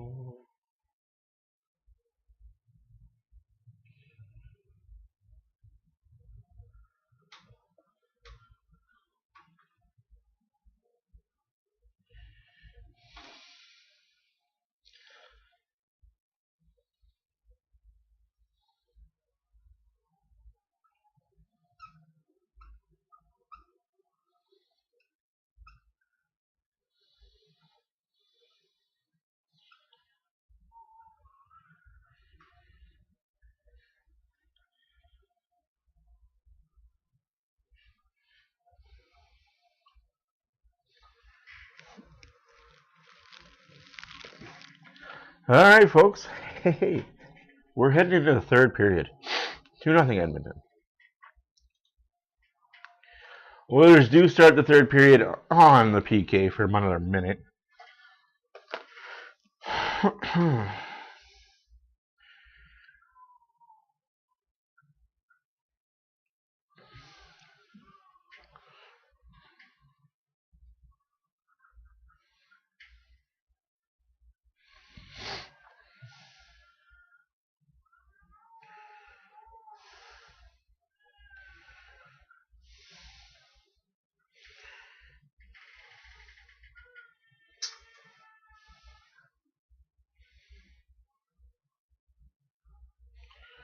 Roll on highway, roll on, roll on down till you get back home. Roll on family, roll on crew, roll on mama like I asked you to. Roll out!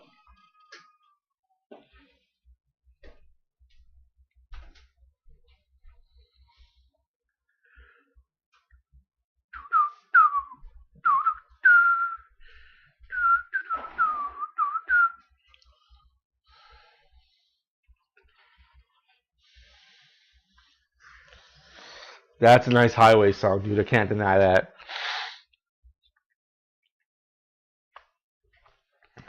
Also, a really good Alabama song. Just all in all.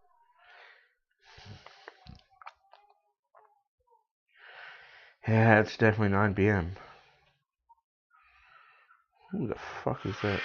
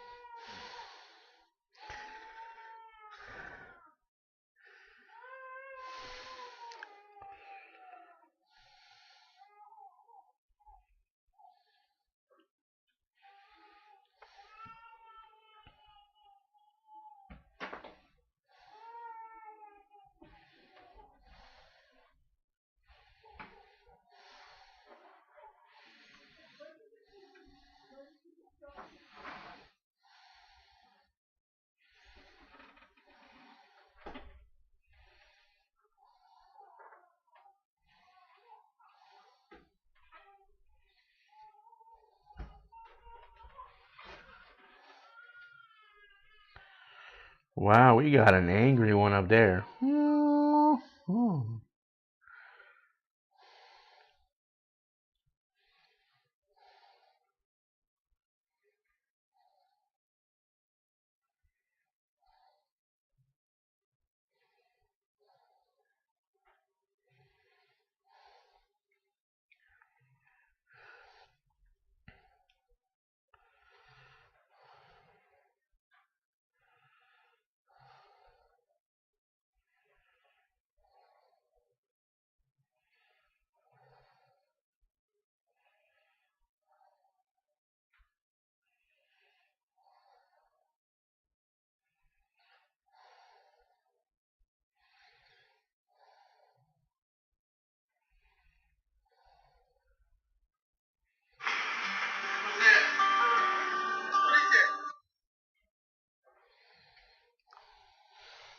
Third period is underway.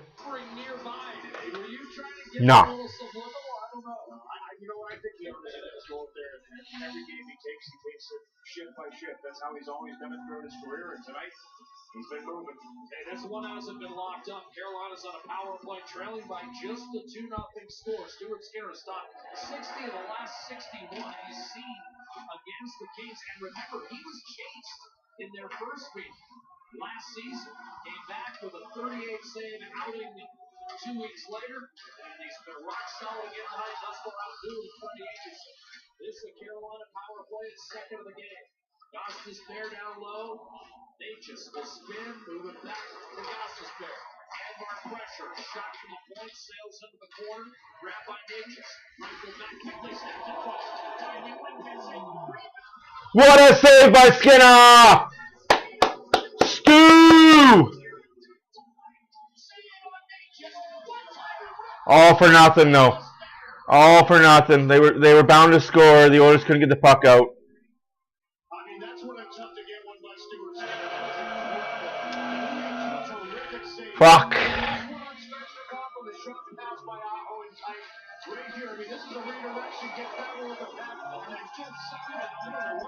That puck needs to get out, Janmark. That puck needs to get out.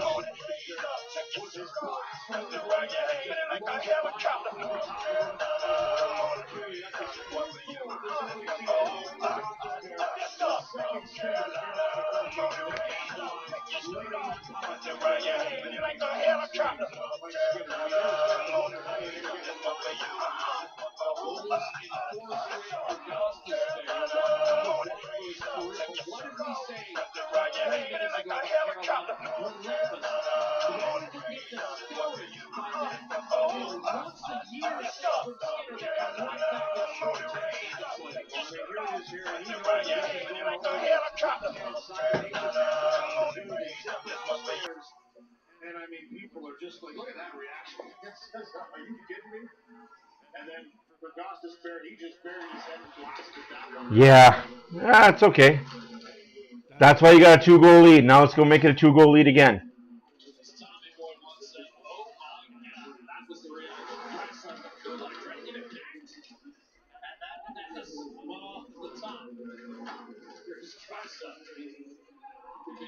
Just don't give up the next one.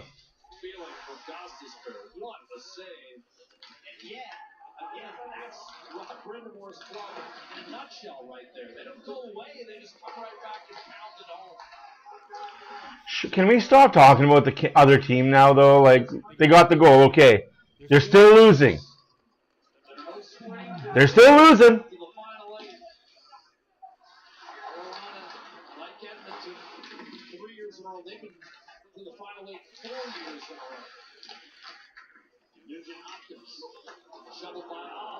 Here we go.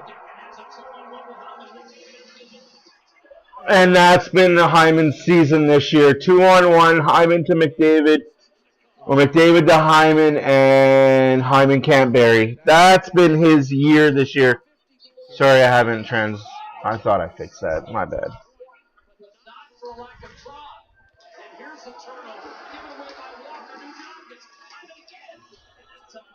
We're fucking passing too much. Just shoot the puck, Hopkins. Like, Your inability to shoot is now becoming a detriment to the Oilers. And bad giveaway by Bouchard. And here comes Carolina again. I want Hopkins to shoot. I want him to get 5 shots a game, 110 shots a year. I don't care if he scores 5 or 6 goals a year. I don't care if you score 10 goals a year. I want you to take 110 shots. Like, this non-shooting Hopkins is ridiculous, man.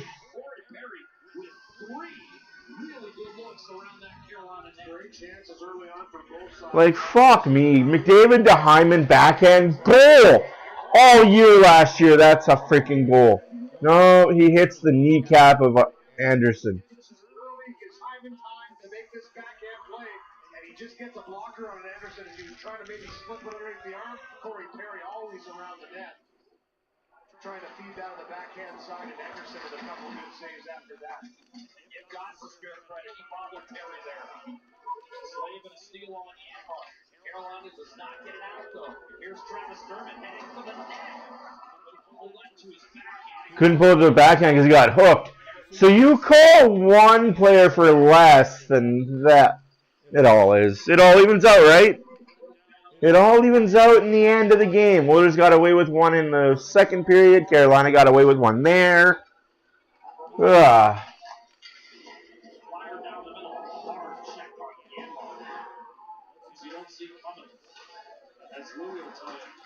Sometimes sting the most, and those are the ones that hurt you. He looks like he's okay, though, but he certainly got rocked. Another steal. This one by Connor Brown. Right back by Carolina. Jackson Blake. Oh, beautiful. Continuing the groove on Jeff Skinner. Will shovel it low. It's got some game, doesn't he? No respect for the 15-year veteran. Wow. He's been around. That's one thing Rob Whitmore talked about. This kid has time and space. He can do things. Here's Martin accelerating pass wide open. A fine pass from Jarvis. Intercepted by Jeff Skinner. 15:30 left to go in the third period. Oilers 2, Carolina 1. Not icing, apparently. Should have been. But gives Carolina that extra life just to kind of run around in the fucking offensive zone. Directly behind. Tried to chip it in front. Jeff Skinner able to plow forward, but Jarvis. Another hook to the hands by a Carolina forward. Like, that's 2 now. That's 2 for 1. All right. Next one you have to call, though, ref. The next hook in the hands, you have to call. You remember making you look bad? Not really. Welcome back. Aside from tough guys coming up, they were getting tougher and tougher, it seemed, by the day. Slavin lobs it in. Nugent Hopkins. Our cagey veterans have made it look pretty bad. I remember Phil Housen. We go ahead a little too quickly, you beat him to death.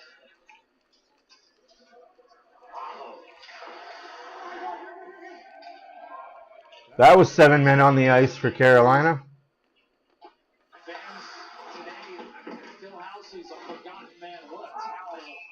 And that's offside, Carolina. Were you wanting to call a penalty there? You got away with 2. 2-2-1 hockey game. Third period. Not forgotten by me. I made the mistake of trying to take a couple runs out of him. He just buttoned up, and I looked up, and he was already at the blue line trying to track him back down into your defensive zone. It was not fun. Just had such a great awareness of the game. You're right. Just a talented player, great skater. Adam Henry takes it back to Darnell Nurse. Dermott sees Yammer's angle pass picked off, but stuck with it, shoveled it toward the Carolina net. Good hockey game here. 2-1, 2 good teams. Both goals for Edmonton, courtesy of Connor McDavid. Quickest game we've seen this year, Jack. No question. I mean, it is a pace out there. Teams trying to get to the rhythm of the season on a downtime. Edmonton's got 3 practice days. His team took them out of this week. There's a puck. Play on the deflection. action for the Stewards. Skinner up near the circle. 6.25 gone by in the final period. Edmonton still up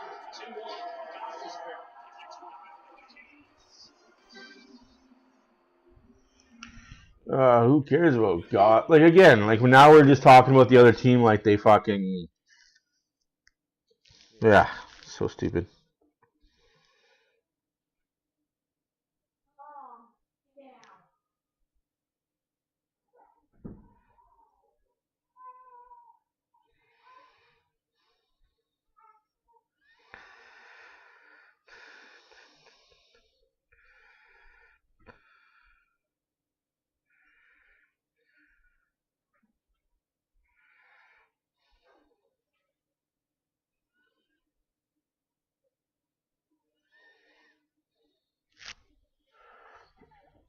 Well, hey, Oilers still up.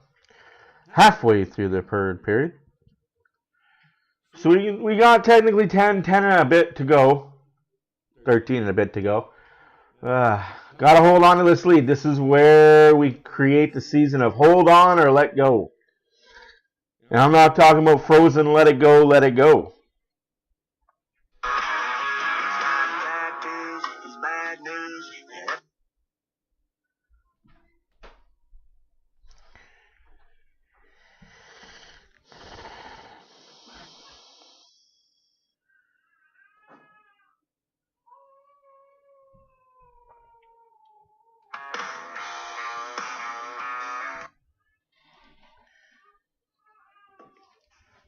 All right. Hit of the game, let me guess. This is going to be a Carolina player hitting an Oiler. It just seems fitting. That's what the broadcast of Sportsnet does.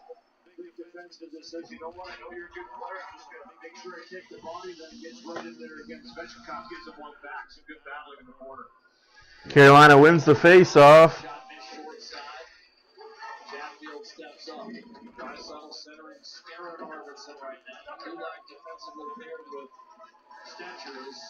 Draisaitl carries it through the neutral zone. Arvidsson in the net.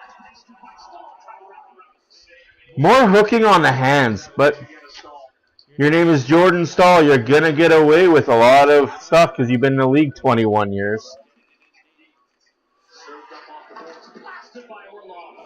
Thank God Skinner made the save.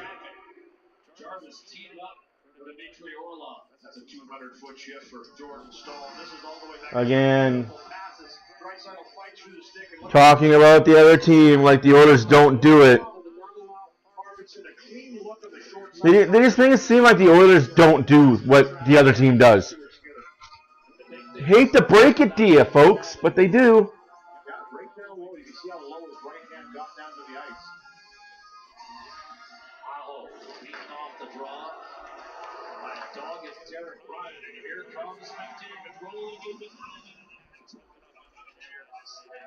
Good matchup there.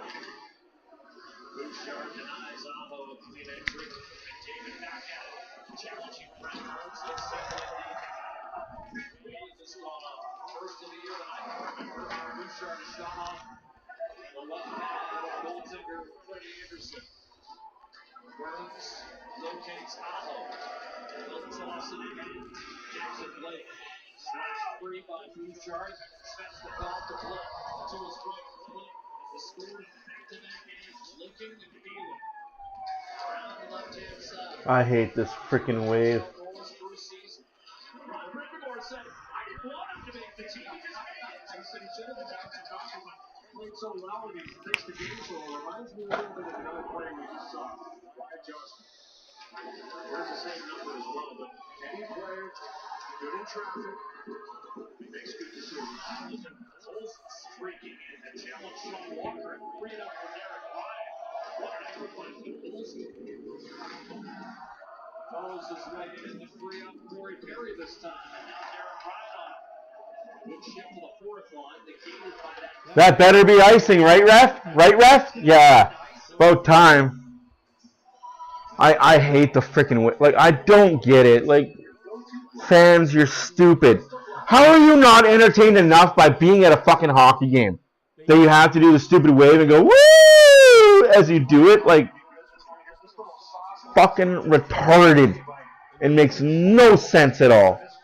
Oh, missed call. Oh, high stick to the face. No call. That's 4 no calls in the third period for Carolina.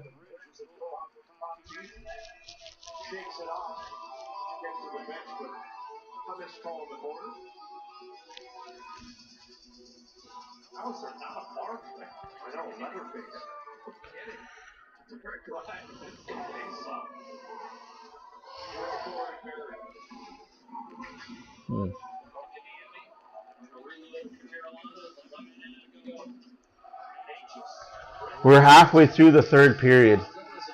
That looked a bit off, but hey.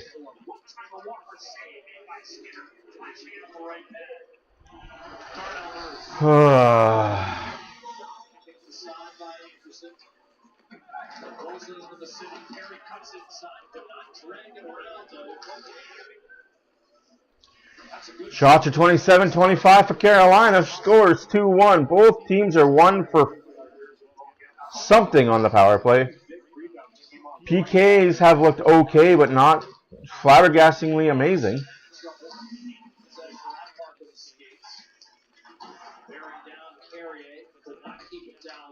And that's not enough for icing. 10 minutes and a half left to go in the third period. If I'm the Oilers, I'm just playing stupid hockey with it. And that's icing. Yeah, that's icing. Complain about it. Talk about it. Yeah, tell the ref he's wrong. Shut up. Wear a letter.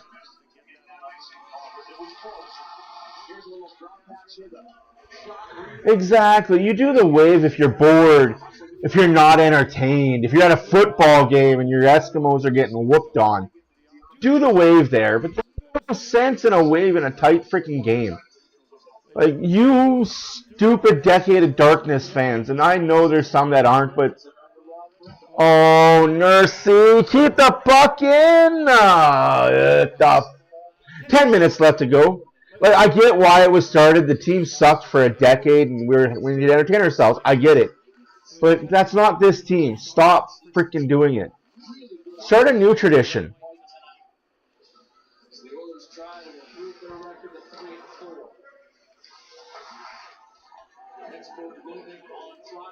Icing against the Oilers. Oice! This is going to give me a heart attack or something today, man. This game, it feels like the Oilers got to have this. It feels like the Oilers need to have this victory.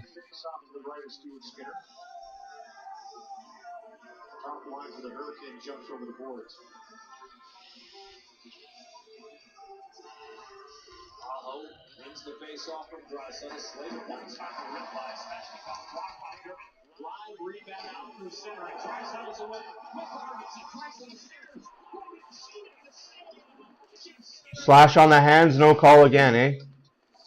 Fuck. What stick work the Carolina Hurricanes have?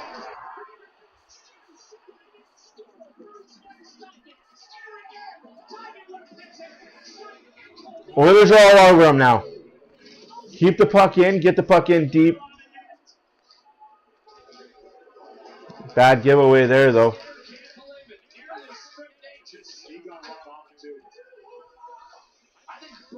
Nine minutes left to go in the third period.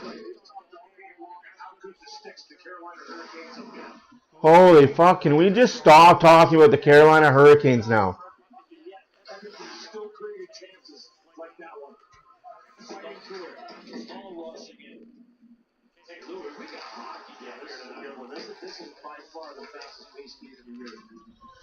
Fuck, Louis, dude. Like, I've said this before, and I'll keep saying this until he's gone. Can Louis just go to Sportsnet Pacific and cheer for his son? Go be a cheerleader for your son, Louis. Because everything the Oilers are doing, the Oilers are winning. The Oilers are creating chances. The Oilers are doing this. No, let's talk about the Hurricane defense. No, like, just Louis. I freaking don't understand this kid, man. Like, DeBrusque, can you just go cheer for your son? Be a cheerleader in BC for your son. We need to get somebody out of Edmonton, get Louis out of Edmonton.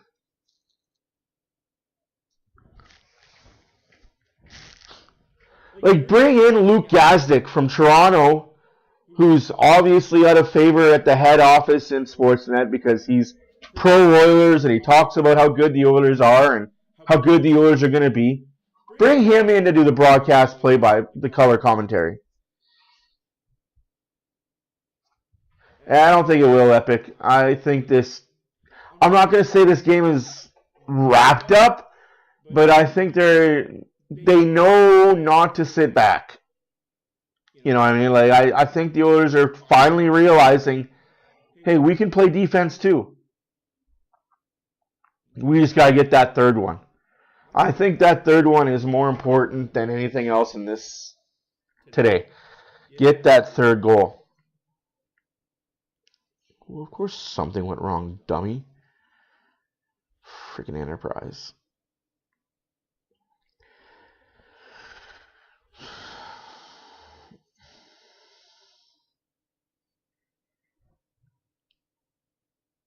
What trash? Trash? Trash, you say? 4-0 Predators over Boston. Oi.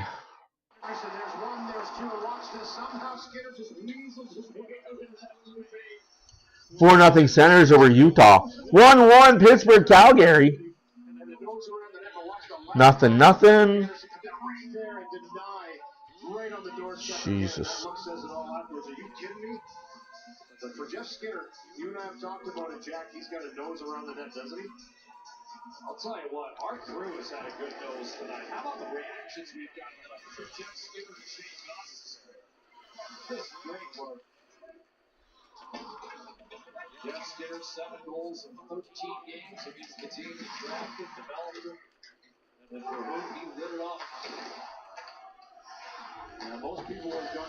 8 minutes left to go in the game. Oilers 2, Carolina 1. Shots are 30-27 for Edmonton.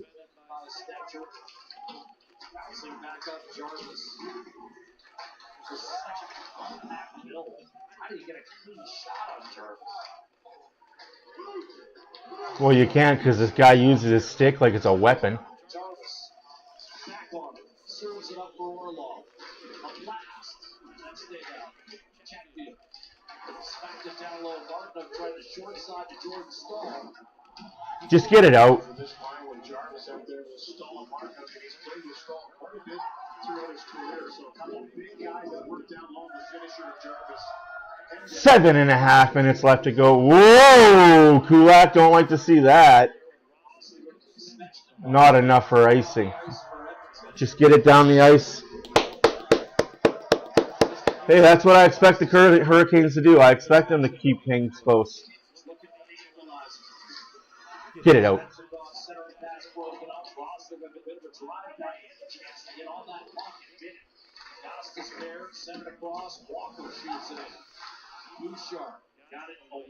Oh, 7 minutes left. Just clock is going by so slowly. Just get the next one, Edmonton.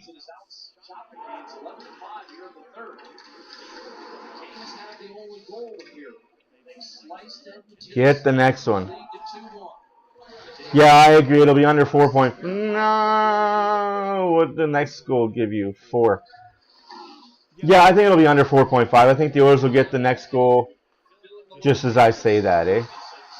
Just as I say that. Fuck you. Fuck you.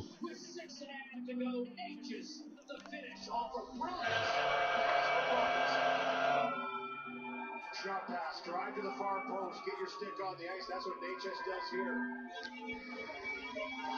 And they catch up into our change. You can see everyone's going to the bench here. Coming up against a little bit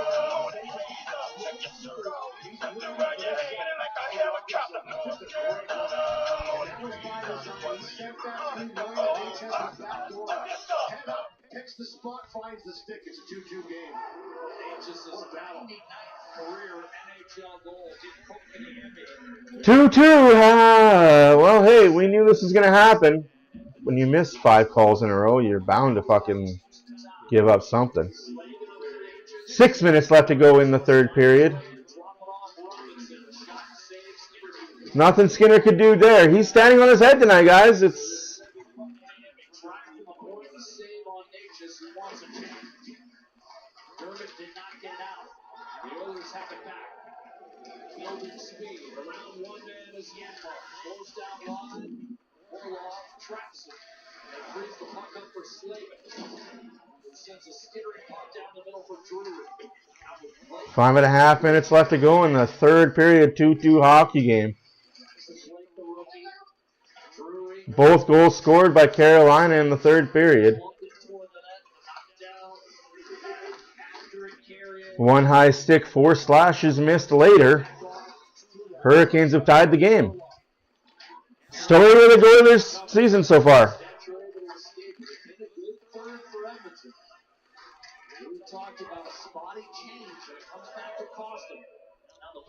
It's been the Oilers' microcosm of the season. They can do everything right. One mistake and it's in the back of the net. Yeah, let's talk about the Carolina goal again, right? Didn't show an Oiler goal this fucking much. Fuck, I wish I didn't have Sportsnet. I wish I was in the States where I could get actual good broadcasting.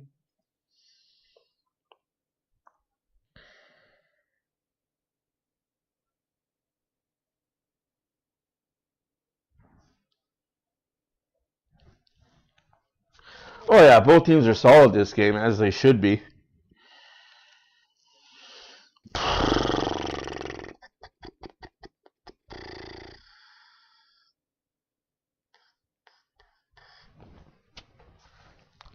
But fuck me, man. Like, if you let a team get away with calls in the third period, they're eventually going to capitalize on them not being on the penalty kill.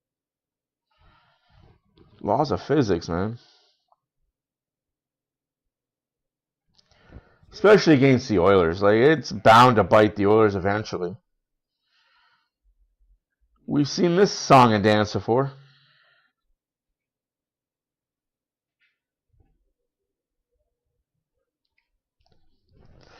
Ah.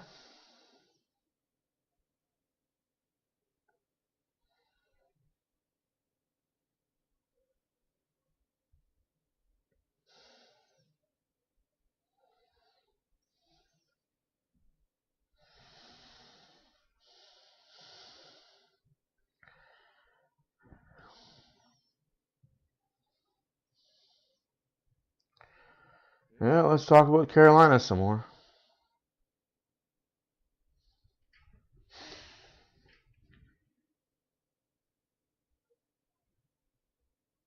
Hey, Nashville, you won a game. Nashville wins their first game of this year, and it's a shutout against the Boston Bruins, because of course it is. Like I said, all they talk about is fucking Carolina now. Terrific hockey game, considering we're in October.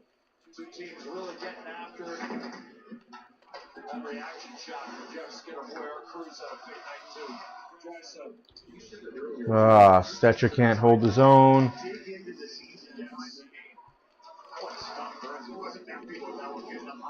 Here's a lead, Arco. Wild pass to Seth Jarvis. I thought he might have an on-man rush there for it, Louis, but instead it's Arvidsson to Dreisaitl. Chatfield is back. Moved away from Arvidsson.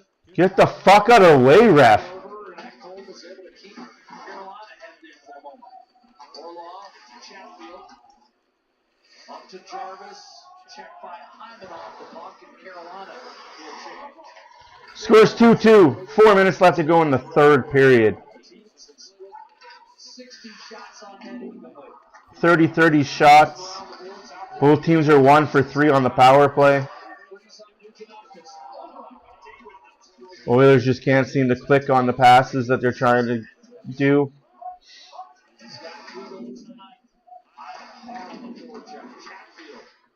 Drury loft it back to the middle. Bouchard tracked it down like a center fielder. Tahoe gave it away. McDavid. Pressure for Goss to spare. Left it to more Nugent Hopkins. Out of Nugent Hopkins for McDavid. Here's McDavid's steal. McDavid not shooting when he should have shot, but 3 minutes left to go in the third period. Carolina clears down the middle. They're going to wave off every Should have been icing. As there were still some Oilers lingering on the ice in that last change. Is there possession though? No. Here's Perry.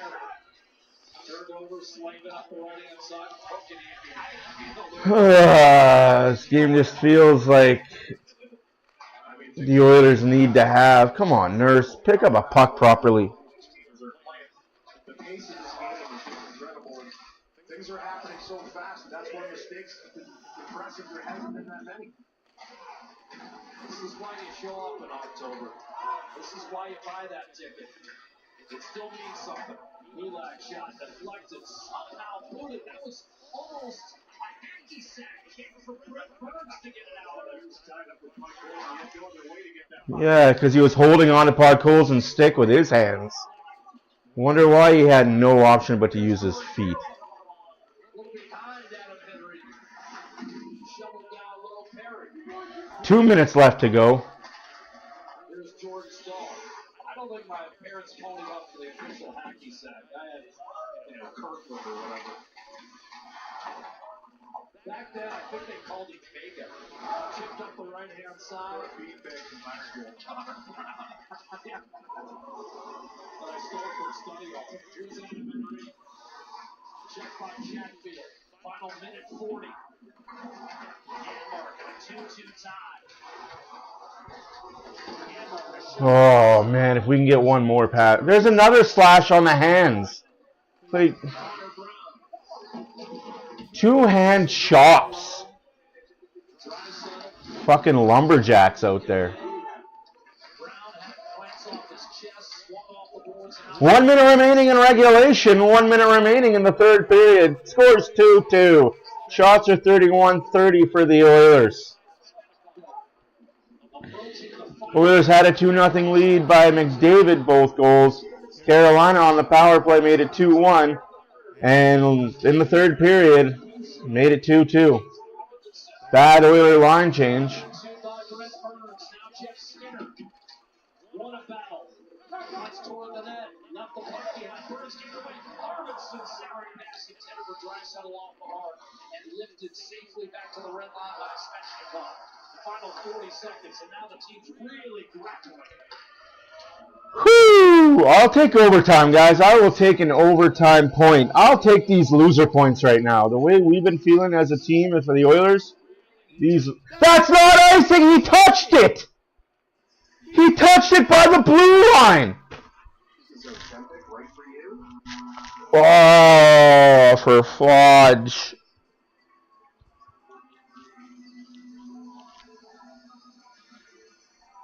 Well, here's a good chance down low. It looks like a 2-on-1. That's Roslovic right there with a good stick. Gets it down, takes it away. Deflects it. 24 seconds left in the game. Icing Oilers. Face off to the left of Skinner. Carolina wins the face off. Not dropped fairly, says the ref. Oy.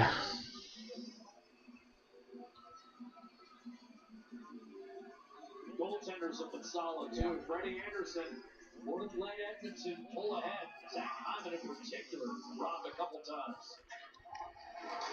Jeff Skinner on that list as well. Sent it deep by Edmonton. Orlov had struggled with a bouncing puck. That should be icing. 11 seconds left. You know what I find is really funny, and it's not just this game, but it's every game I watch with the Oilers. If the Oilers are winning by 2 or more, they don't get power plays. If they're winning by 2 or tied, they don't get very many power plays unless it's 0-0. But if it's like 2-2 or 3-3 or they're up by 2, they don't get power plays. It's not until they're down 1 or down 2 that they start getting the power plays again. It's like, fuck, figure it out. Call the fucking rule book. It's not that difficult. He's touching the ice, essentially, when he's down so low with the right hand on his stick. When he sets up, I mean, it's actually dragging on the ice. Look at this. Look how low he is there. I mean, that's Boyd Gordon-esque. Yeah. Of course, a little bit of leverage. See, that's where if I was a face-off guy going up against Kotkaniemi and I see your glove that low, 2 hands slash on your glove downwards, win the face-off. I'm breaking your fucking fingers. I will two-hand slash you downwards chop. Make sure your finger gets broken. You won't have your hand that low again.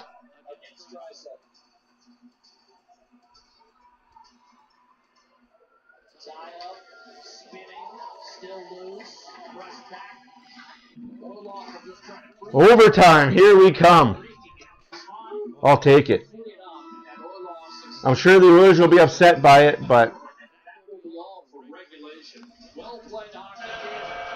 fuck, no goal.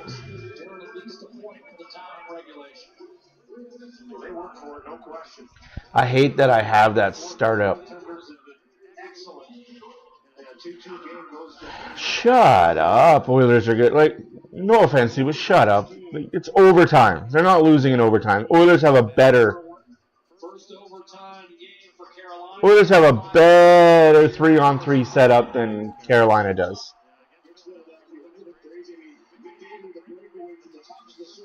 Just shush.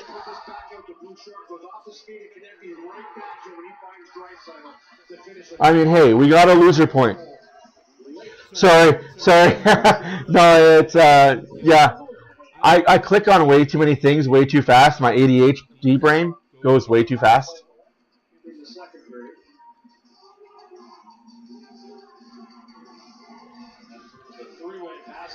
My ADHD brain goes left, right, center, left, right, up, down, left, click, right click. I'm everywhere, man. I see squirrel, I chase squirrel. Star. There's no secret, no surprise that, yes, I am mentally unstable. I'm an Oiler fan. I am mentally unstable. Let's go, Oilers. I feel good. Oilers going to win this. Come on, boys. Big face-off win here. Go down. McDavid to Draisaitl to Bouchard. Bouchard scores! I know you guys can tell, right? Like, it's no secret. No surprises. McDavid, Draisaitl, and Bouchard. Carolina's going to counter. Sorry, folks. Didn't mean to scare anybody. Come on, Oilers, just one shot, one goal.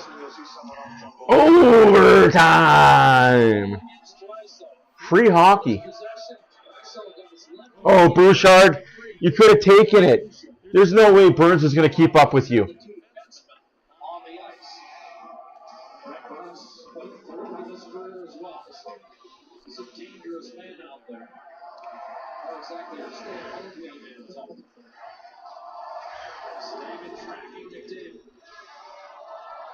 Across the line. Tried to slither through the legs, broken up. Burns had it, yet lost it. Good second effort by McDavid to dig in hard on Burns and pry that puck free. A second possession for the Oilers. McDavid around George Stahl. And now Slavin. This time wrestles a tree. Burns double team. Tries to. Oh, Bouchard!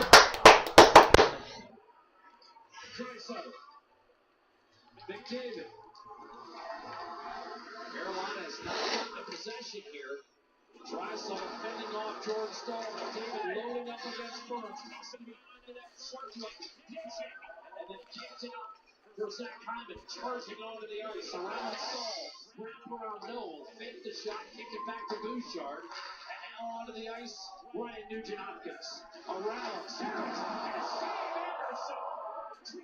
Again, Hyman in the vicinity, and this time Slavin wants space, can't get there. There's Burns, ahead, and it's going to be for the net. Oh, can't tuck it home. And can't reel them in. Shuttle across the net. 3.5 minutes left to go in overtime. Still nothing going. Oilers had a chance, then Carolina had a chance. Oh.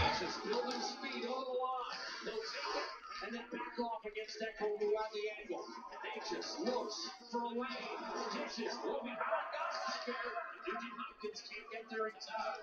Gostisbehere trying to fend them off. Nugent-Hopkins pressure, and finally it's tucked over to Oh, what's happening? Nobody's scoring. Just Oilers had all momentum, all pressure, and then Carolina sneakily did a line change and had a breakaway. which Ekholm stopped. Third line change on for Edmonton right now. Third unit out there for Carolina. Now, of course, you got the Aho, Nietzsche's, Goss to spare lineup out there. The better offensive lineup for Carolina.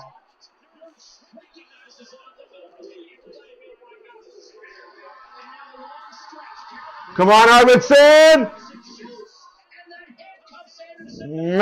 Big save by Anderson. 2 minutes left to go in overtime. Here comes Carolina down.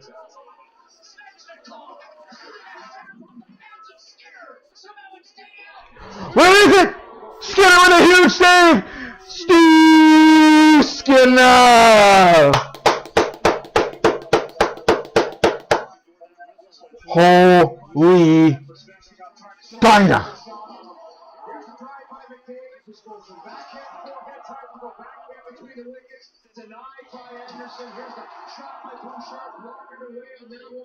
This is a great one. Redirection in tight left toe by Anderson. 30-second timeout. Carolina's calling a timeout. What is it about these two teams? Tremendous overtime.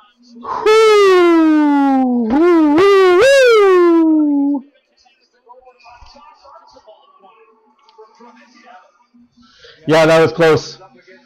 Whew.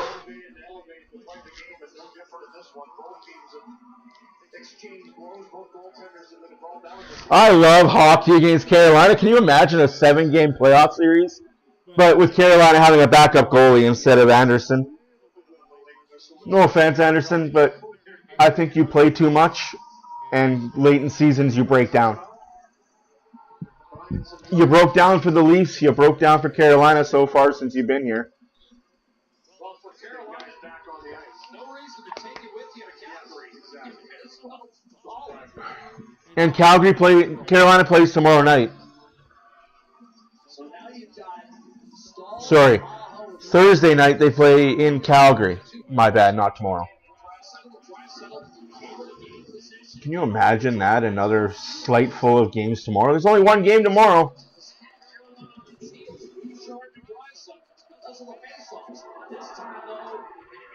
Bouchard. Draisaitl's not happy with Bouchard there at all.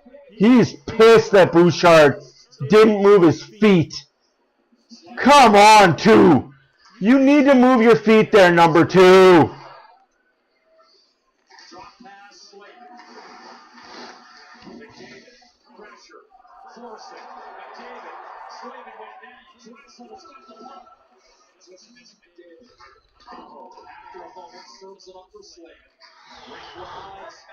One minute left to go in overtime. 1 minute left to go in overtime.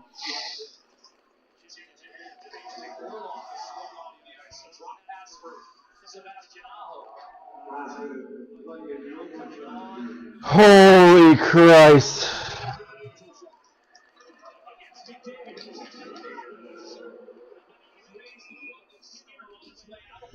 Oh, man. I wish I could try time travel and say we won. Unfortunately.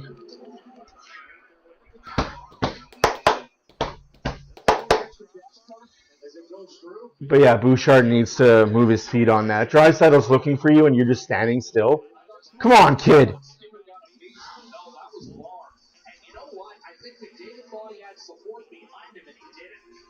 And Nate just recognized, took it hard to the hole off the face-off. 47 seconds left to go in overtime. Carolina has the puck in the Carolina zone.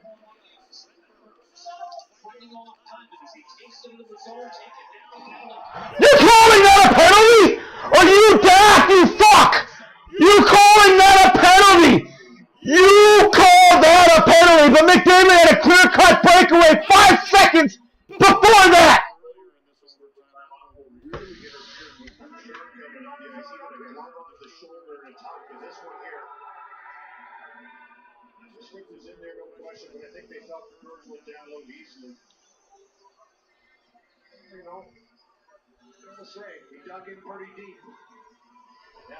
Holy fuck, they better take both. I'm just saying, McDavid had a clear-cut breakaway had Slavin not interfered with him. And you didn't call that, but you're going to, you ticky-tacky bullshit, man. 4-on-4 hockey. I just don't get this league. 3-on-3 still, I guess. Like, why do we have a rule book? Why do we have an NHL rule book? Why can't we just have discretion? NHL discretion. We don't call it the NHL referee rulebook anymore. We'll call it the NHL referee discretion. All calls are made discretionary. It might be a call tonight, but it might not call tonight. It might get called by this ref, but I'm a ref that doesn't call this. Drysdale save made by Anderson.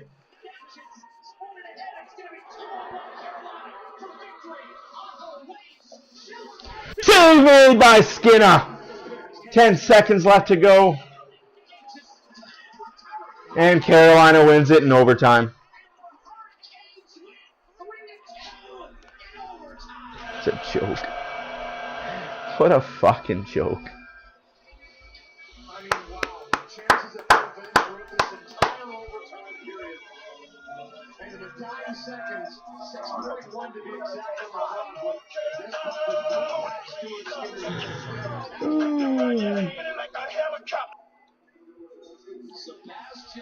Carolina wins it in overtime. Tell me again, this is what Gary Bettman wants? 25 points in 15 career games against the Oilers. Our play of the game brought to you by Rogers, proud partner and fan. Like, I don't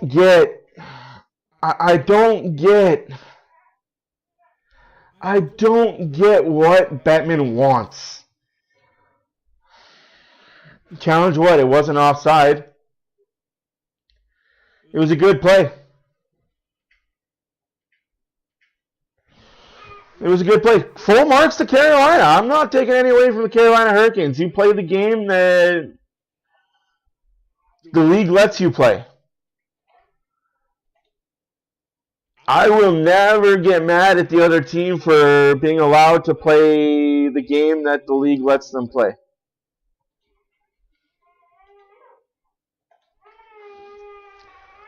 I'll tell you that much for free. She's awake. I will never get mad at the NHL or the Carolinas, the Tampa Bays, the Floridas, I will never get mad at the team for letting them play the late way the NHL lets them play.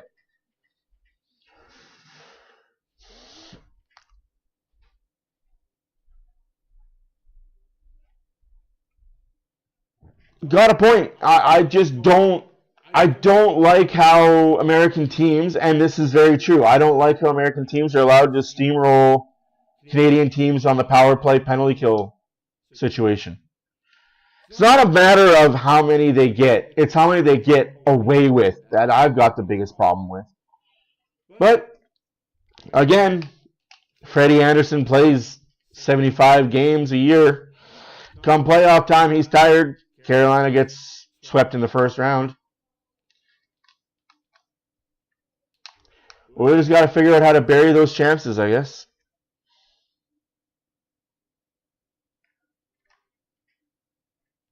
Skinner played well. I'm not upset with this game at all. I'm not upset by anybody. What are the Oilers going to do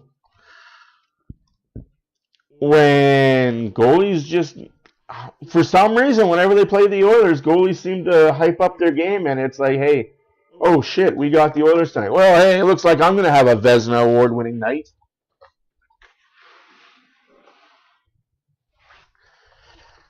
I'm not upset by it. I just think that some things should have been called that weren't. Calling that penalty with that.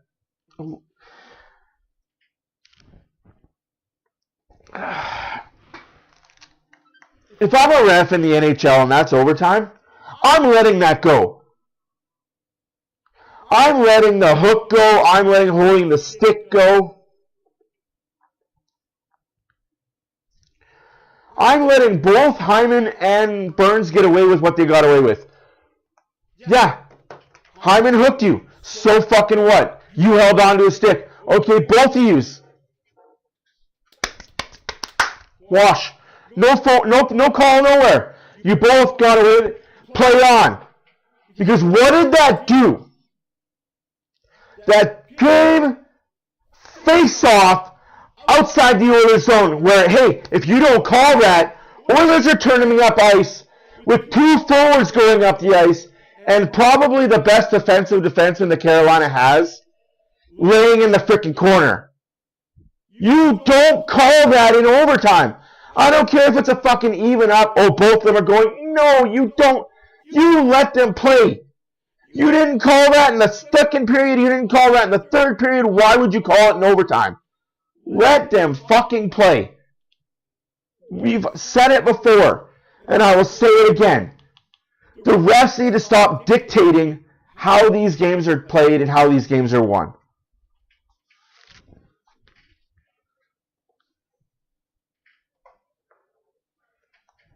I'm just throwing that out there. You don't need to call that penalty. You let them play on. You just let the game play on. You let the 25 seconds to a minute play off. Okay, you both did something stupid. You held his stick, cool. He hooked you, cool. Play on, you're both men. Play on. No call made. We play on. We have flow of puck. We don't have a stupid stoppage. No, but let's stop play. What team benefits from stoppage of play and a lower pace? Not the Oilers. Just saying, this is... But fuck, the Oilers need to figure out on how to capitalize on power plays. The Oilers need to figure out how to capitalize on power plays. You can't go 1 for 4, 1 for 3, 0 for 5, 0 for 4, 0 for 1. You can't. You can't do that and win hockey games. Anyways, guys, my name is Matt for Oilers Fan Reaction. Thank you for being here, as always. I'll be back on Friday night when the Oilers host the Pittsburgh Penguins. That's right, Friday night, Oilers host the Penguins. Should be a good one. I'll be here. Hopefully to see you guys there. You guys have a good night. Deuces!